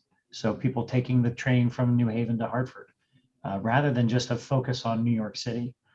And so with our focus on families, we're just developing and working with the task force on breastfeeding and looking at lactation spaces for passengers and taking much more of an approach like how you see airports developing in the last generation of airports, and really trying to think of ourselves as a customer and traveler, because frankly, we are also customers and travelers. And I don't know if anybody rides the train more than Rich Jankovich, and the rail team themselves. So, we have a lot of experience providing good customer service and really trying to break through here by providing some baseline funds to rehabilitate and renovate this 100-year-old Cass Gilbert Historic Station by partnering with our State Historic Preservation Office and our local preservation office. Rather than fighting those works, we're looking to bring back the heyday of rail travel from 1920 when this opened. Thank you. This is an exciting time. And I just want to say thank you. Thank you, Madam Chair. Okay, thank you, Alder Evelyn Rodriguez. Moving on to Alder Hurt. Thank you, Madam Chair, and to Mr. Piscatelli and Director Doug Houseladen. Thank you so much for your presentation. I'm really excited, as my colleague from the 4th Ward is as well. I'm excited. I am a commuter from the New Haven station at times. And I just want to reiterate, it's about the jobs with me. It's about the jobs and making sure that our New Haven residents are employed with one job that's supported with the union. And I really thank you so much, Director Houseladen, for ensuring that. But my questions have been answered previously through my colleagues. Thank you so much, Madam Chair.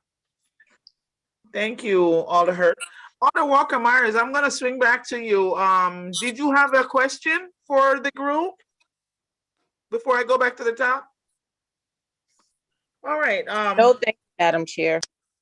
Okay, thank you. Are there any other questions from the committee before, Alder Fessa, I see your hand. Okay, go ahead. Yes, thank you, Madam Chair. Just curious to know if there are any intentions or what the thoughts are for high-speed rail in the state. I know there was talk about. Madam Chair, point of order. There's a lot one could ask in regards to transportation. What's before us is a lease agreement that has to do with the operation and the maintenance and the upkeep of their station. And so if we have a question about, it should be related to the facility and, would the lease help create the possibility of a change? And I just want to remind us that transportation is a very vast topic, but we're talking about a lease agreement and operating agreement in a future capital principle. So we need to stay within that topic. Thank you, Madam Chair. Alder Fessa, you want to reframe your question? Well, it's hard to reframe high-speed rail and what the intentions are. I just figured we have the DOT, the state here, and it would be nice to get a quick, brief. And I see Director Houseladen's hand kind of is a little bit in response. So I'm gonna allow Director Houseladen to give you some thought because I see looks like he's prepared for that. Go ahead, sir.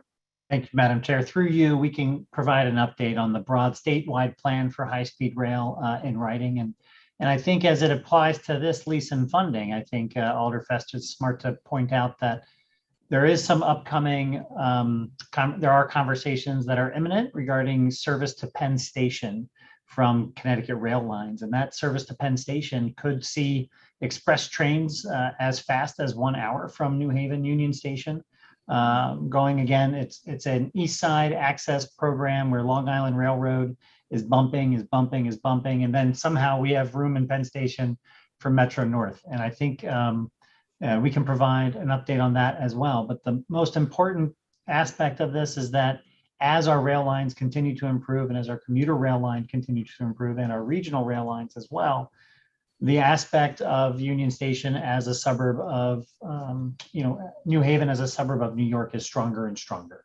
So as we get faster to New York, we can have more jobs and more access to those jobs in New York. And over the last 30 years, since the 1986 recession, New York City has seen the largest influx of jobs to our region and has vastly outperformed all of its neighbors. And so by that rail project, if we can get into Penn Station on the west side of Manhattan, that will create our service that is game changer for the area. And you can imagine that then you could have even higher developments and more developments based on the demand of more jobs and faster jobs access. Yet to be seen. Thank you. Thank you. I appreciate that response and I appreciate everyone's presentations this evening. They were very helpful, thorough, and exciting. Excellent. Thank you, Alder Festa. Are there any other questions from our committee members? Hearing none, public testimony. Is there anyone from the public that would like to speak on anything that they've heard so far this evening with regards to the first item? Anyone from the public? Mr. Hayden or Mr. Lucas, do we have any reach outs from anyone from the public? Maybe not. I don't see anybody raising their hand, so I guess we don't. Okay. I'll just ask for a third time. Is there anyone from the public that would like to speak on the item as presented before us, the first item this evening? Hearing none, we will move on to the next item on our agenda.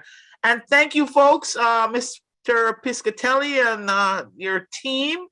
Thank you very much, folks, for your presentation this evening. Feel free to stick around, Mr. Piscatelli. I don't know if anyone might have a follow-up question, or if you have to leave, we respect that as well. Thank you, Thank sir. you all. Thank you, Madam Chair. Thank you, committee members. Very much appreciate your time tonight. And moving right along to item 2 on our agenda, which is the August monthly report. Mr. Gormany, take it away, sir. Thank you, Madam Chair. Good evening, committee members. Mr. Hayden or Mr. Lucas, if you can give me screen share.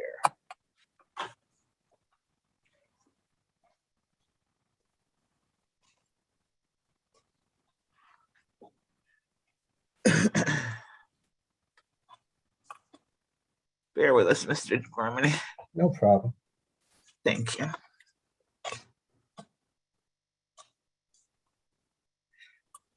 Well, while I'm waiting, I'll just kind of start the presentation. I know it's getting late into the night at 7:41. So again, we're looking at the August monthly report. I'll just read off the page numbers in case you have it in front of you.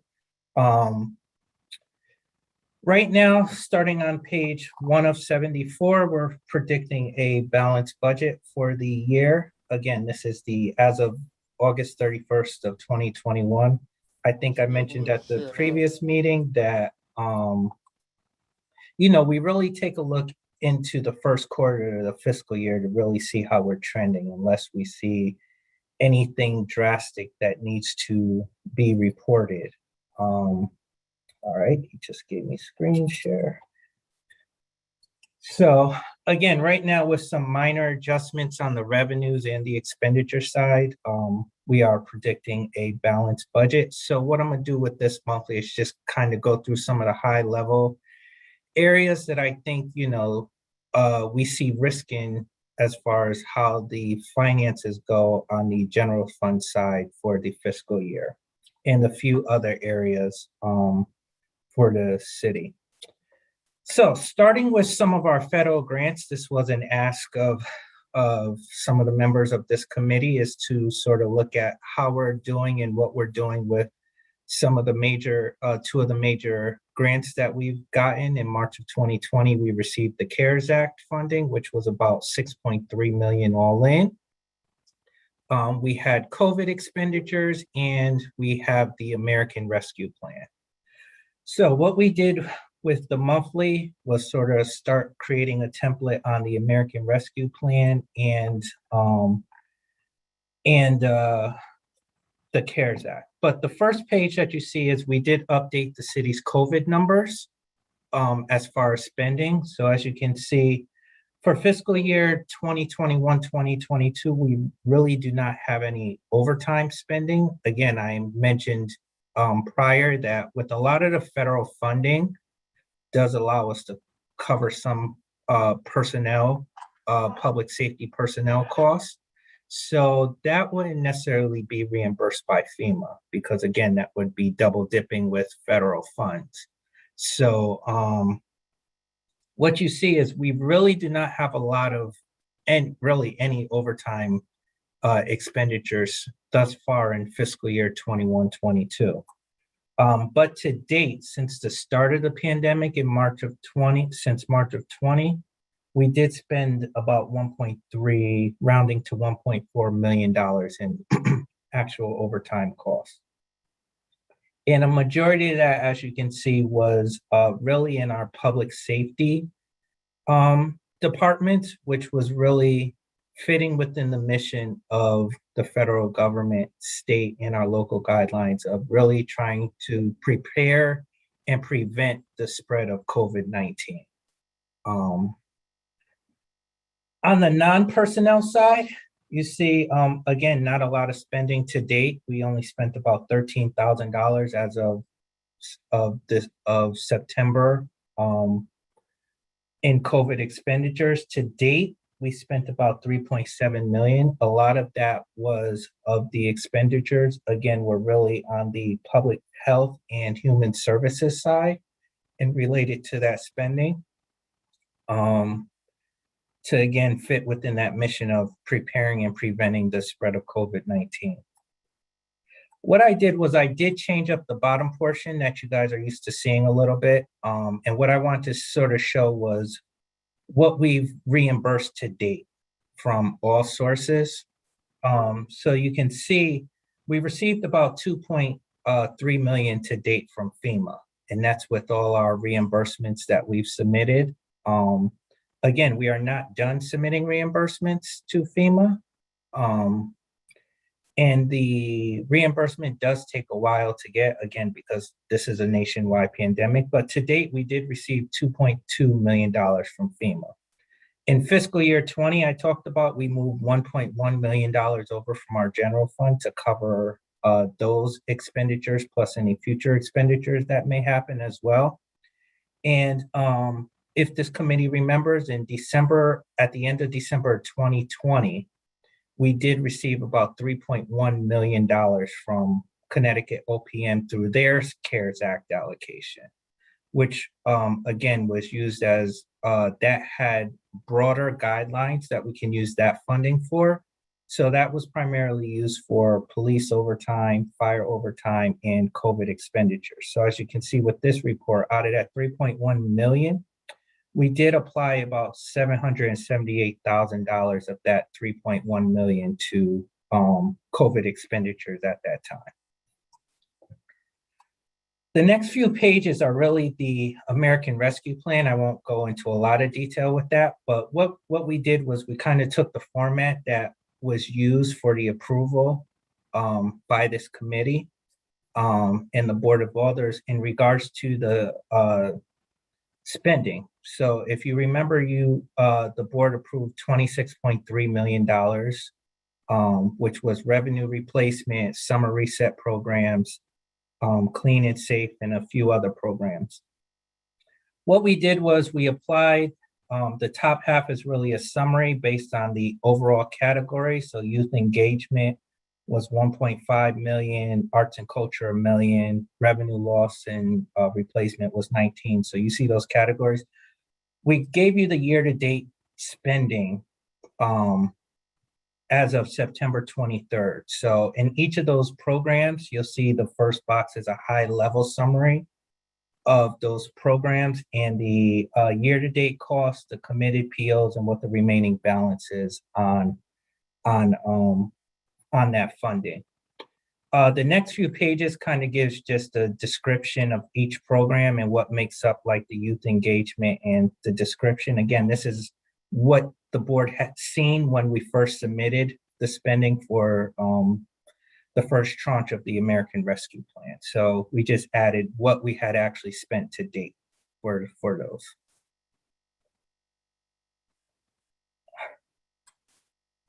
And then the next set, which starts on page 8 of 74, is the CARES Act.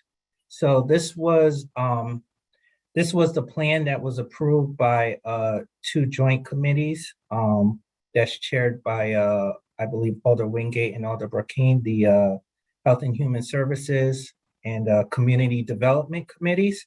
They hear our CDBG, our ESG, and our HOPWA grants for the city. So this was the plan that was submitted to that committee when we first got the $6.3 million in actual spending. So what we did was we kind of took that plan and the allocations that were within that plan and broke it down by the nonprofit and agency to give you a brief description of what the services were and what they spent to date.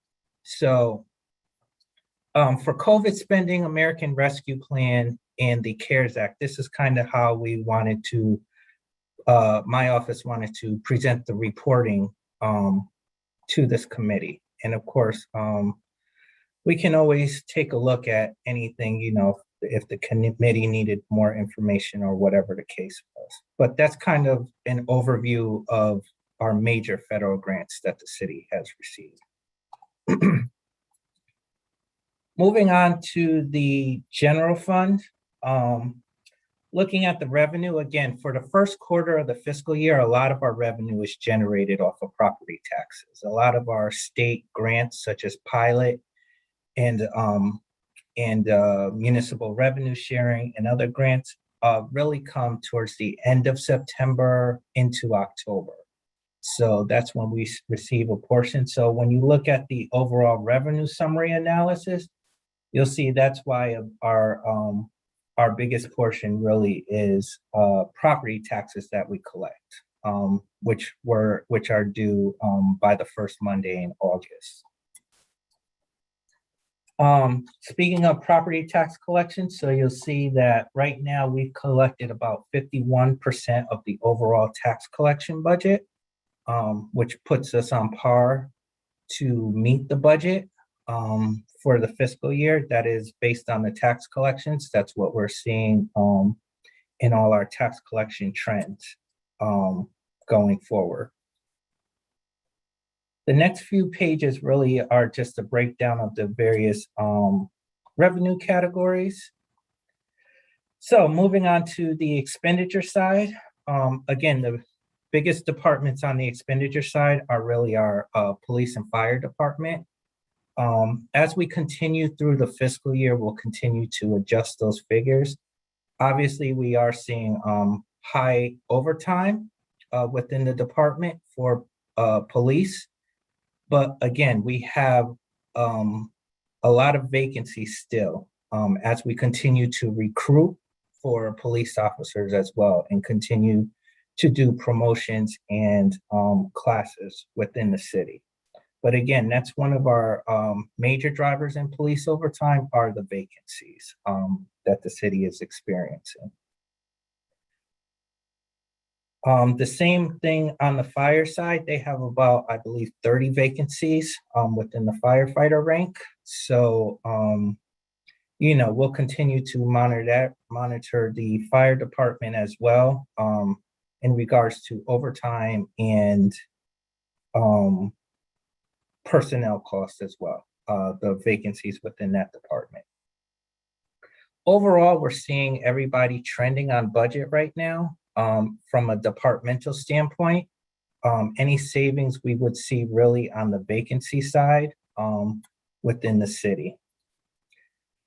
In regards to the Board of Ed, I think I mentioned at the previous meeting, we really, again, this is one of those areas we really don't get a gauge on their budget until school starts. You know, because the enrollment, the number of teachers vacancies, schools, all of that plays a part within the education budget, tuition costs. So that's something that we're going to continue to look at, that I will continue to work with the Board of Ed, their business office and their CFO on during the fiscal year. But I think really when we get more towards the November, December monthly reports, we'll really see where we think the Board of Ed is trending. And again, that's really with the start of school, because again, they're really looking at hiring teachers. How many teachers do they actually need? You know, enrollment may fluctuate for the first month and a half with school. So again, all that plays a role in their actual finances for the Board of Education. And I'm just going to move on to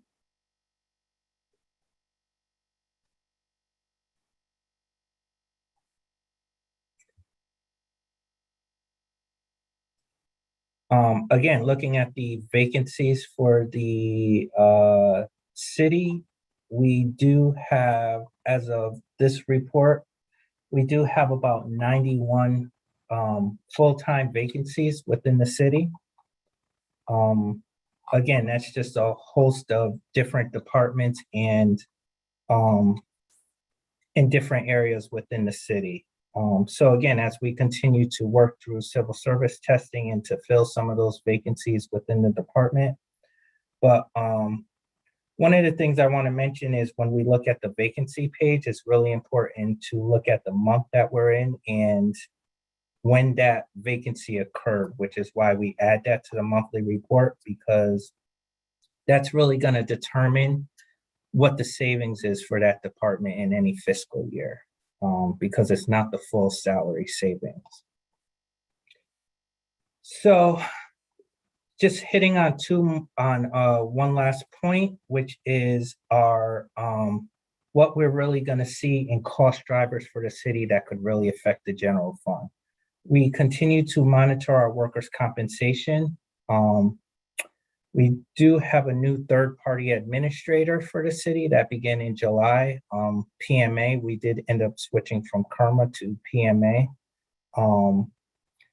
So we will continue the transition from that service, but we are seeing, based on our policies and procedures that we implemented that I've talked about a few times at this committee, as far as aggressive return to work policies, holding meetings with different departments, and trying to reduce the workers' compensation costs.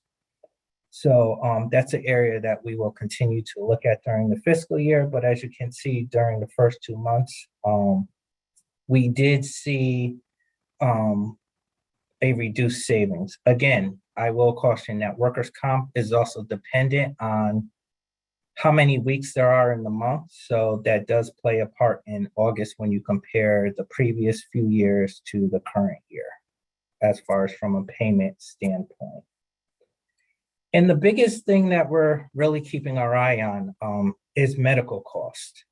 That is one of the funds that will have a direct impact on the city's general fund, because the primary revenue source for medical is one of the primary revenue sources, I should say, is our general fund contribution to that fund. And that general fund contribution has to be the difference between the employee cost sharing and the actual expenditures that we see coming out of that fund. So as you can see with the month of August on this monthly report, we were actually about $3.4 million more than the previous year when it came to active and retiree medical expenses. Steve Labrandy, who is our Human Resources and Benefits Manager, and I are working with Anthem to collect the data on what the first 2 months really represent. Is it COVID testing, COVID expenditures? And that's important information because in essence, those would really be one-time cost. So we wouldn't count that in the trend that we're seeing on medical. It's a lot of information that Anthem has to gather. So again, I don't have an actual update on that, but as soon as I do, I will certainly make this committee apprised of what Anthem has found. But that's one of the areas that we're definitely taking a look at is our medical cost for the city. And the last page is really just our high claims. Again, we've seen 3 high claims for this fiscal year, which totaled 1.1 million. Again, a high claim is any individual claim that costs in excess of $250,000. So we did have 3 of those claims from July to August for this fiscal year. So with that, Madam Chair, I will be happy to answer any questions from committee members. Thank you, Mr. Gormany, for your presentation. And Alder Marchand, you ready? Thank you, Madam Chair. I think Mr. Gormany gave a very thorough presentation. I have no questions at this time. Moving right along, Alder Ernie Santiago.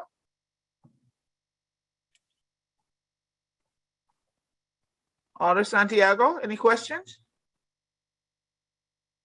Do not see him here, Madam Chair. Alder DeCola. No Alder DeCola either. Alder Morrison. No questions at this time, Madam Chair. Thank you.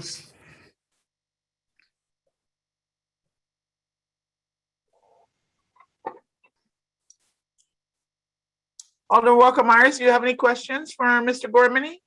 No questions at this time, Madam Chair. Thank you. Thank you so much. Alder Festa. Thank you, Madam Chair. Just one question out of the vacancies that we have, which are 91. How are we looking for leadership positions that are still vacant? I think that's something that the mayor's office continues to recruit for. And we are currently trying to look at filling, those executive level positions. I know we have the CAO. I've been acting in the controller's role, and a few department head positions. So we continue to recruit and take applications for those positions within the city. So I don't really have a thorough update on where those are. I didn't talk to HR really about the recruitment on that, but I can certainly give an update at the next monthly report. That's fine. No worries. I was just curious in case you did have the info, and it does look like people are seeking medical care once again, which I guess is a good thing. And bad. I don't know, pros and cons, and getting vaccinated. So hopefully that will continue. Thank you. All righty. Thank you, Alder Festa. Alder Furlow, any questions? Thank you, Madam Chair. Thank you, Mr. Gormany, for your update. Perhaps to follow through with my colleague, if it seems appropriate, through you, Madam Chair, perhaps we could hear that report in the next budget or whenever it is appropriate. And I have no further questions. Thank you. So noted. Thank you, Alder Furlow. Alder Evelyn Rodriguez, any questions from Mr. Gormany? Yes, Madam Chair, I just have one question. Thank you. Mr. Gormany, did you indicate that in reference to looking at departments in terms of reducing cost, that you're doing some kind of like maybe a minor audit to see where expenses are that could be eliminated? No, I think what I was looking at is what we do in the budget office is work with each department to see where they're trending every during the fiscal year to make sure that they're gonna meet their budget, because that plays an important role in how we're going to end the fiscal year from an operations standpoint. So what we look at are expenditures that may not have occurred yet during the fiscal year, and what we can hold off on if we see something trending in the negative direction, or if we have vacancy savings in another department or whatever the case is. So that's what my office continuously works on with the departments during the fiscal year. Right now, we're not seeing anything outside of like employee benefits. We're not seeing anything trend in the wrong direction from the departmental standpoint. So I hope that kind of clarifies what I was saying in the presentation. And when you're saying we, who are you? Who are the we? Thank you. Me and my staff. I have a staff of, it's myself, and I have a staff of 4 other individuals in the budget office. So we work with each of the departments on a citywide basis. Thank you. Thank you, Madam Chair. Thank you. Thank you, Alder Evelyn. Alder Hurt, any question? Thank you, Madam Chair. I have no questions at this time. Thank you, and thank you, Mr. Gormany. Okay, and Alder Decker is not with us. Are there any other follow-up questions from anyone? No others? At this time, I will ask, is there anyone that would like to give public testimony on our monthly report for the month of August 2021? Is there anyone from the public that would like to speak on this item?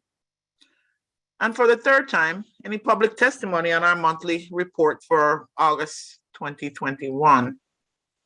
Hearing none. Madam Chair, this is Alder Adam Marchand. I move we close the public hearing portion of this meeting. Second. Discussion? Alder Marchand, are you in favor of closing the public? Alder Ernie Santiago? Alder DeColas? Yes. Morrison? Yes. Walker Myers? Yes. Festa Furlow, Yes. And yes. Alder Rodriguez, Yes. Alder Hurt. Yes. Okay, the public portion is now closed. Madam Chair, this is Alder Adam Marchand. Go I ahead. move item LM 2021-0419, the monthly report for August 2021, that it be read and we recommend it be read and filed. Second. Discussion on reading and filing of the monthly report for August. Go ahead, Alder Marchand, I see your hand. Madam Chair, I'd just like to thank Mr. Gormany for his report and also note that we had a request from our majority leader about a report that could be offered in our next monthly, perhaps. So we should follow up on that. Thank you, Madam Chair. Any other discussion? Any other discussion? All righty. Alder Marchand, are you in favor? Yes. Alder Ernie Santiago, are you in favor of this reading and filing? Alder DeCola? Yes. Alder Morrison? Yes. Alder Walker Myers? Yes. Alder Festa? Yes. Alder Furlow? Yes. Alder Evelyn Rodriguez? Yes. Alder Von Hurt? Yes. Okay, the item has been moved, seconded, discussed. And the order, it will be read and filed. Madam Chair, this is Yes. Alder Adam Marchand. I move item LM 2021-0380, the resolution regarding the train station. Second.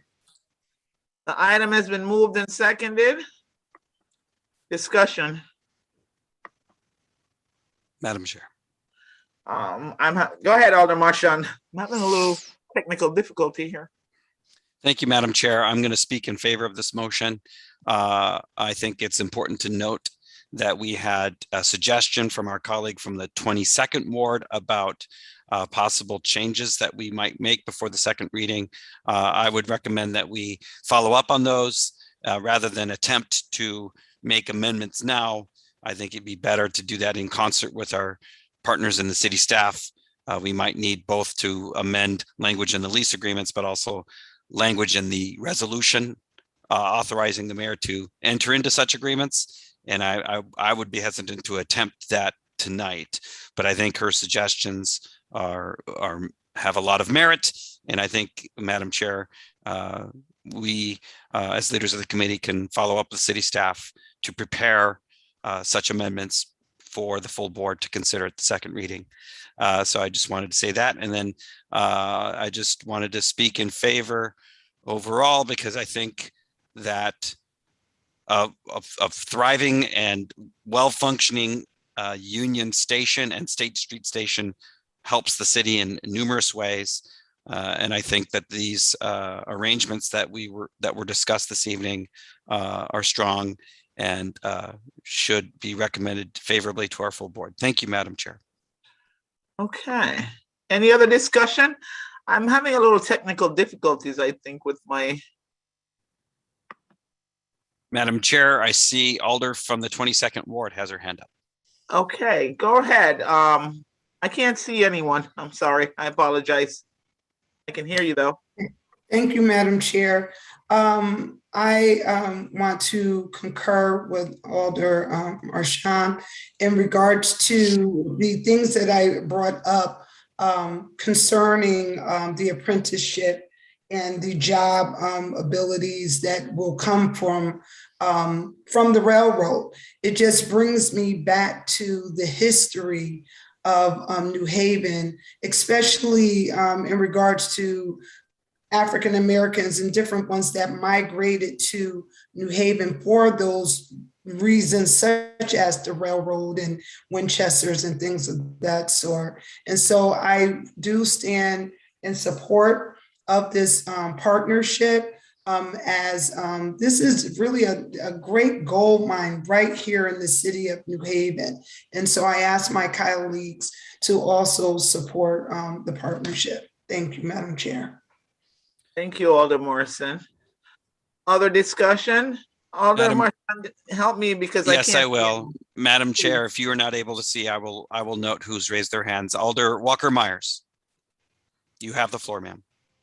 Thank you, Madam Chair. Mr. Vice Chair, I just want to say I stand in favor of this.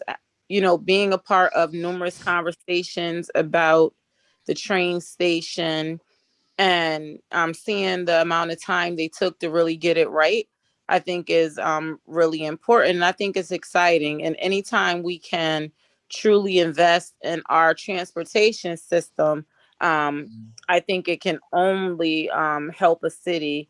And when we talk about jobs and talk about opportunities and talk about getting more tax revenue and talk about those things that make me excited. So I'm looking forward to the relationship that was started years ago and a continuous relationship that's going to take place when they have these meetings, really trying to figure out how to make the rail service in New Haven better. Thank you, Madam Chair, Mr. Vice Chair. Thank you, Alder Walker Myers. Madam ahead, Chair, Alder Anna Festa has her hand up. Go ahead, Alder Festa. I can't see you, but I can hear you. Thank you, Madam Chair. I also support this item. We have one of the most heaviest traveled train station, and it only is to our benefit to move forward with this expansion. And it's exciting because it's going to accomplish so many other things environmentally. Hopefully cars will get off the road and people will start taking more transit. It'd be nice to see more travelers now. I think people are still a little hesitant due to COVID, but if any one of you have taken the trains into the city, I felt very safe being on it. So I encourage even passengers start taking the train again. Get out there, get off the highways. Let's save our environment. Let's increase jobs and let's increase revenue for our city. This is a positive thing, and I encourage my colleagues to support this item. Thank you. Thank you, Alder Festa. Madam Chair, I see that Alder Evelyn Rodriguez has her hand up. Okay, go ahead, Alder Evelyn. Well, Madam Chair, I'm also in favor of this item. In this city, in the Board of Alders, we have addressed land travel, air travel, sea travel, and now railroad. And the Union Station is a beautiful entity that New Haven has for over 100 years. The fact that we have individuals that are working very hard to create partnerships and in terms of individuals that travel this way and businesses, I think that we are on our way to meeting the needs of transportation, not only in the city of New Haven, but throughout the region and also the nation, because New Haven is known not only as a place of medicine, but also of human resources and services. Thank you, Madam Chair. Thank you, Alder Evelyn. Alder Marchand, anyone else? Alder Ron Hurt has raised his hand. Go ahead, Alder Hurt. Thank you, Madam Chair. Thank you, Mr. Vice Chair. I too stand in support of this item. I am excited for what it's going to bring to the city of New Haven and the impact that it's going to have with jobs in our city. And particularly for the individuals who live in our communities, such as the Hill, Fairhaven, New Hallville, Dixwell. So I'm in West Rock. I'm excited about this, and I'm looking forward to see the outcome. Thank you, Madam Chair. Excellent. Thank you. Alder Marchand, are you there? I am, Madam Chair. I see no other hands raised. I believe you are free and clear to call the roll. Okay. Starting with myself, I know I'm in favor. Alder Marchand. Yes. Alder Ernie Santiago. Alder DeCola. Yes. Alder Morrison. Yes. Alder Walker Myers. Yes. Alder Festa. Yes. Alder Furlow. Yes. Alder Evelyn Rodriguez. Alder Yes. Evelyn? Okay, Yes. thank you. Alder Ron Hurt Yes. and Alder Charles Decker, who's not with us this evening. All righty. The item passes and will be moved forward favorably. Madam Chair, Yes, sir. this is Alder Adam Marchand. I wanted to just make a quick comment about a note of protocol. Yes, sir. I wanted, first of all, to thank everybody for their attention and their participation. The questions were excellent. But I wanted to remind colleagues that it's our practice not to talk to city staff by using their first names, but rather by their title and their last name, or Mr. or Ms. and their last name. So that's just a quick reminder of that practice that we should continue. Thank you, Madam Chair. Okay.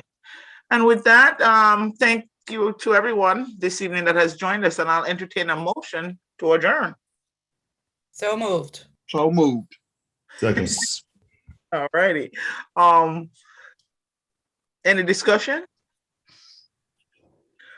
Alder Marchand, are you in favor of adjourning? Yes. Alder Ernie Santiago? Alder Salvatore Nicola? Yes. Alder Jeanette Morrison? Yes. Alder Taisha Walker Myers? Yes. Alder Anna Festa? Yes. Alder Richard Furlow? Yes. Alder Evelyn Rodriguez? Yes. Alder Ron Hurt? Yes. All righty. With that being said, thank you all for joining us. We are adjourned. Thank night. you. Good night, Good everyone. night, everyone. Thank you all. Good night. Thank you for the participation. Good night, everyone.